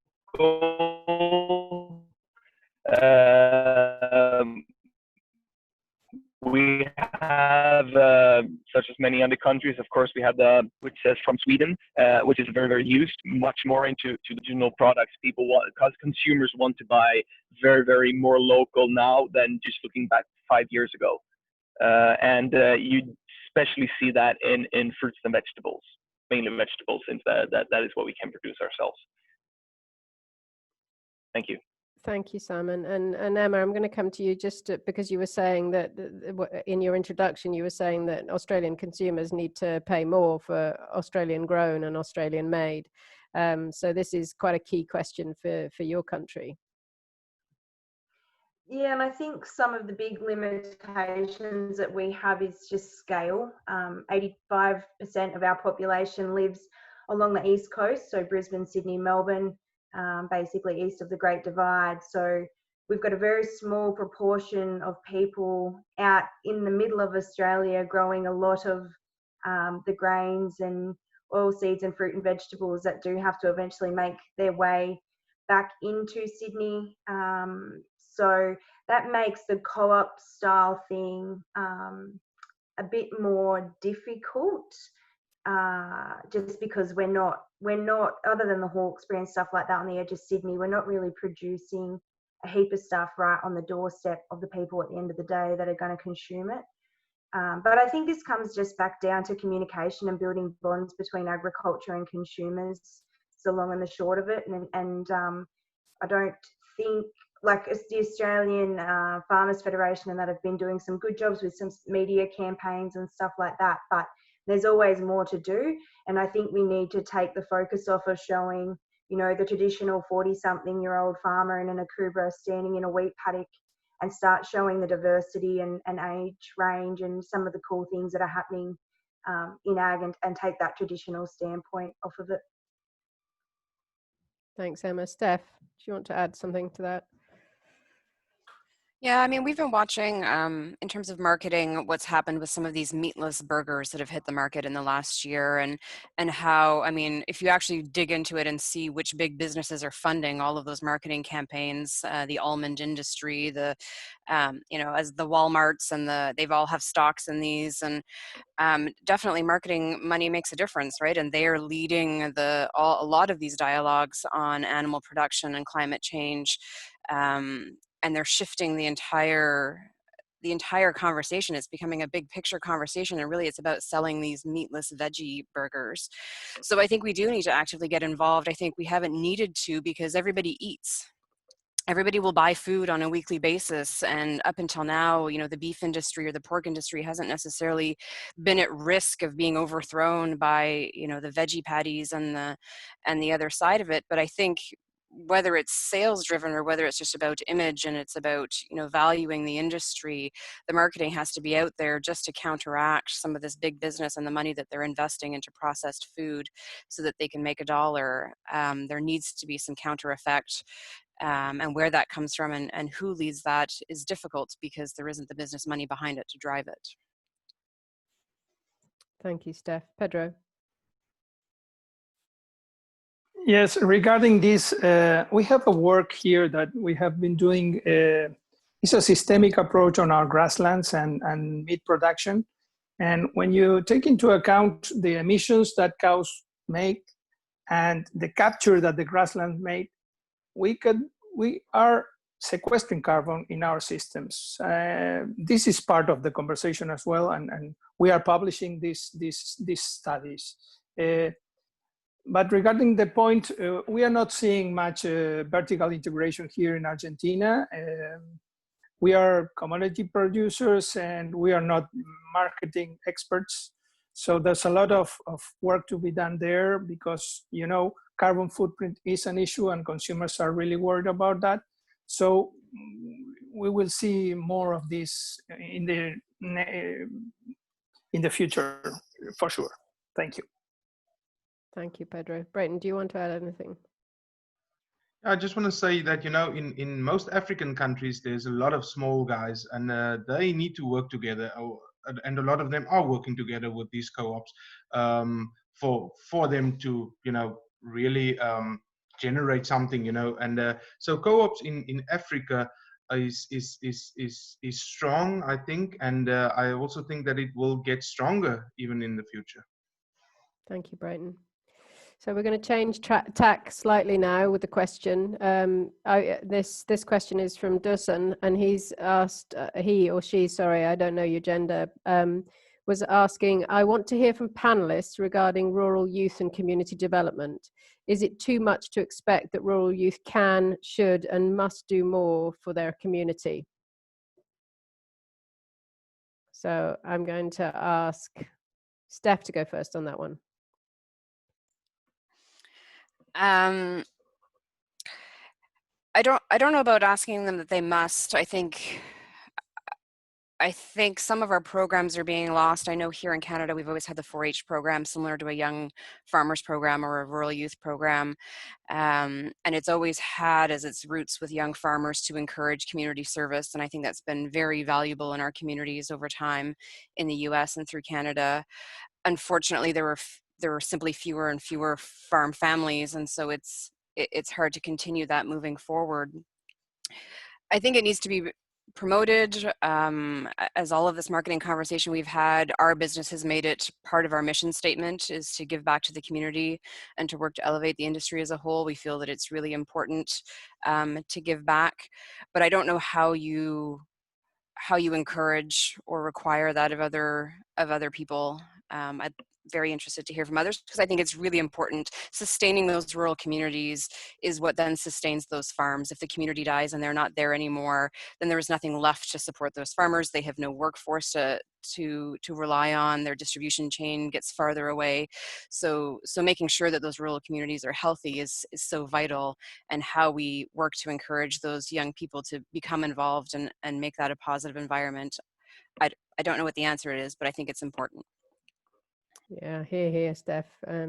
Anybody who's interested, if you want to check out the Rural Youth Project, it's an organisation that Rebecca and I founded, which is about just that, trying to understand why young people stay in rural areas, what we need to do to encourage them to stay, and how they feel they can be a part of that community. Emma, can I ask the same question of you?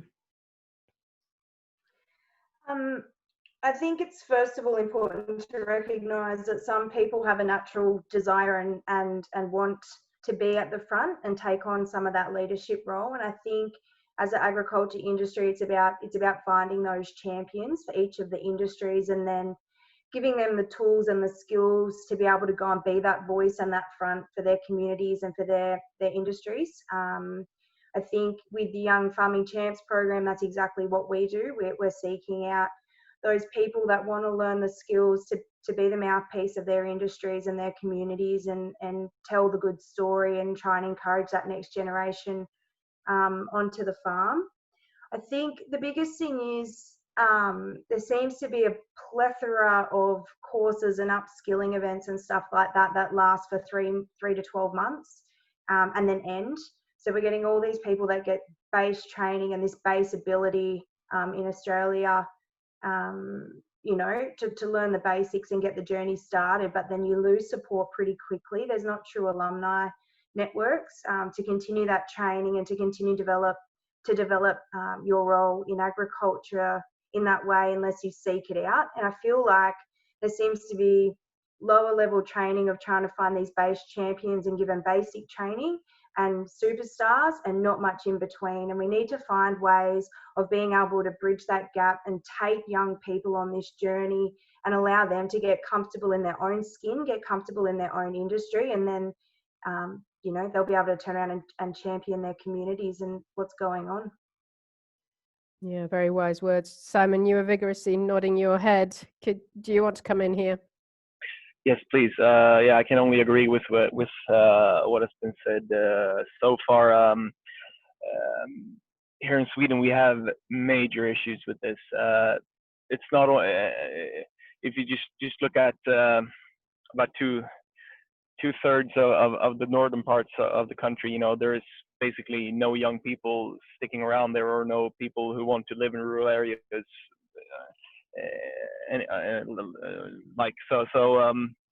And of course, if there's no people living there, then nothing will work. And there are different programs,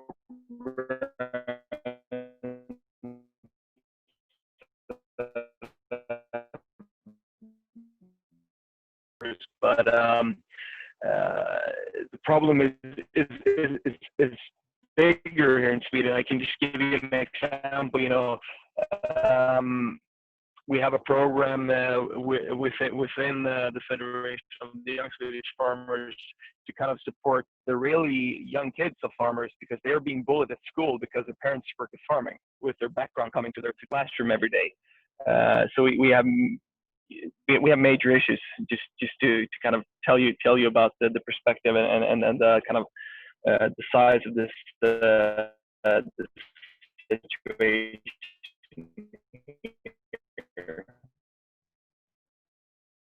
Thank you, Simon. Pedro, Breyton, Colin, do you want to add anything? Pedro. Yeah, we really don't have that problem here. The average age on on Argentinian farmers is around 46.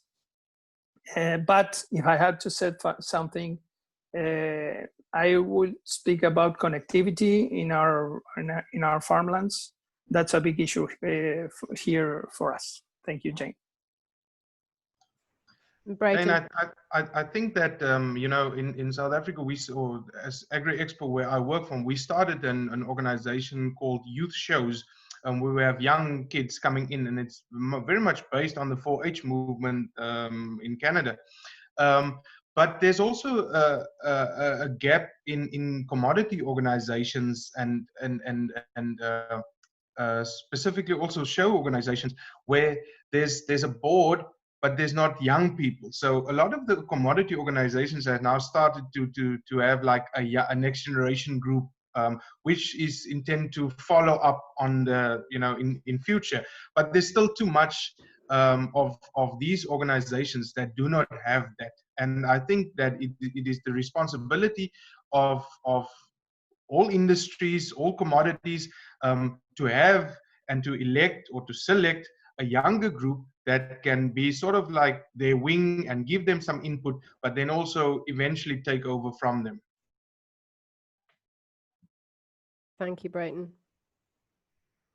I think it's important too that we consider the role that schools and educating kids at school play. Like, you've got to remember, when kids get to 10, 11, 12 years old, they've started to be influenced by parental or, you know, adult people that they're exposed to. So it's about getting agriculture into schools and exposing kids to what's going on from a young age, so that they learn that journey as they grow up, and they can take those opinions and that bit of education with them as they're forming their own opinion. I think that's really critical.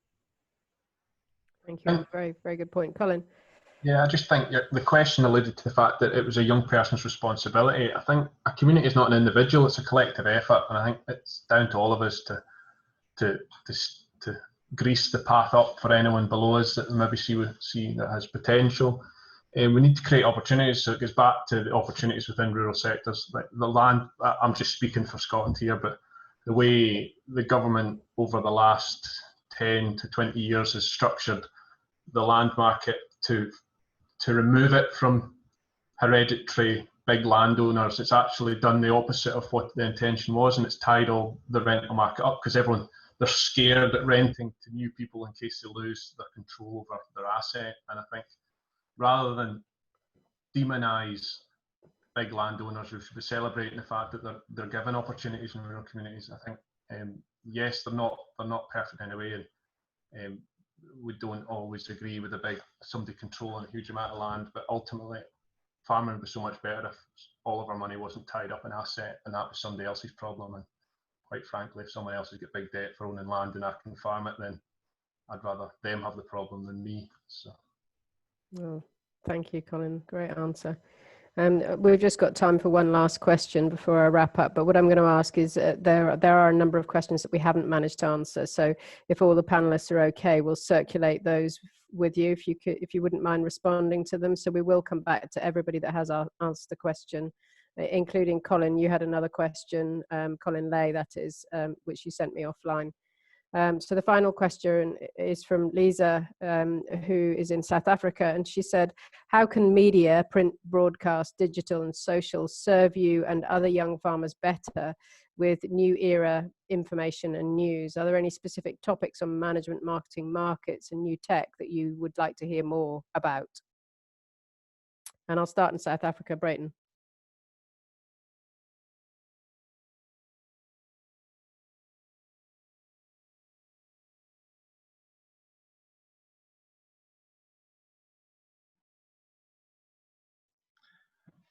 Sorry, Jane, I just had a little bit of a hiccup here. I had a little bit of a misconnection here. If you can just ask the question again, please. I'm on mute. In the new era of media, so print, broadcast, digital, how can the media serve you better with information and news as a young agriculturalist? What do you want more of? Well, I certainly think that, you know, people that's living in the arid areas where there are not a lot of reception, I think they will certainly need print media. But I also think that they are all adapting to online media as well. So yeah, I think that online will be the future, but I also think that there will always be a place for print media as well. Thank you, Breyton. Pedro, I'm going to ask you as the last answer to this question. Yeah, I'd like to add that media should be really aware of fake news because they are really making a big harm. No, so I refer against to science. You know, media should be checking the news that they spread around, because then it's really difficult to go back. So I'd like to underline that. Thank you, Pedro.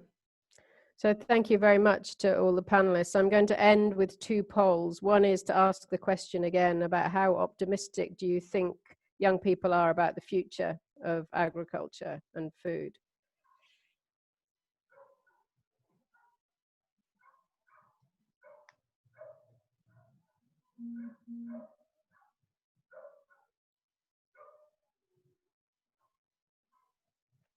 Thank you.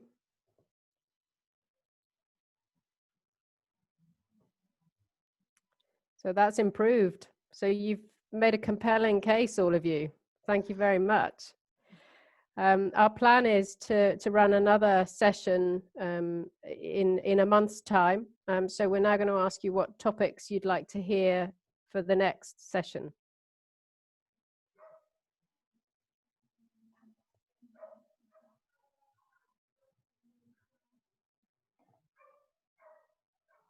Panelists, you can all vote as well on this one, apparently.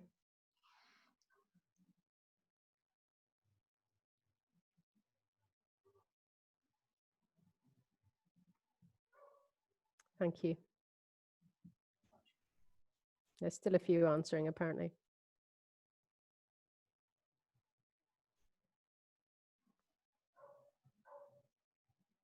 How to improve the perception and understanding of what farming does. That came up time and time and time again, didn't it? So, right, that will be our next topic in a month's time. So I'd like to thank all of you as panelists, particularly Emma, because it's now 1 o'clock in the morning, I think, with you. But thank you so much to all of you for giving up your time. We will circulate, so apologies to all of the delegates that asked questions. We will circulate your questions to all of the panelists, and they will be answered. This will be run, we will host this webinar on the IFAJ website, and also I'm looking at Rebecca on the Jane Craigie Marketing website as well, and the Rural Youth Project website. So we'll send out a link to all of those links once they're all live. And a very big thank you to Alana and Rebecca for your help today, and for all of the organisations that have supported us, Eat Farm Now, the Rural Youth Project, NFU Scotland, and the IFAJ. So thank you very much. Stay well, and Simon, have a good holiday when it comes.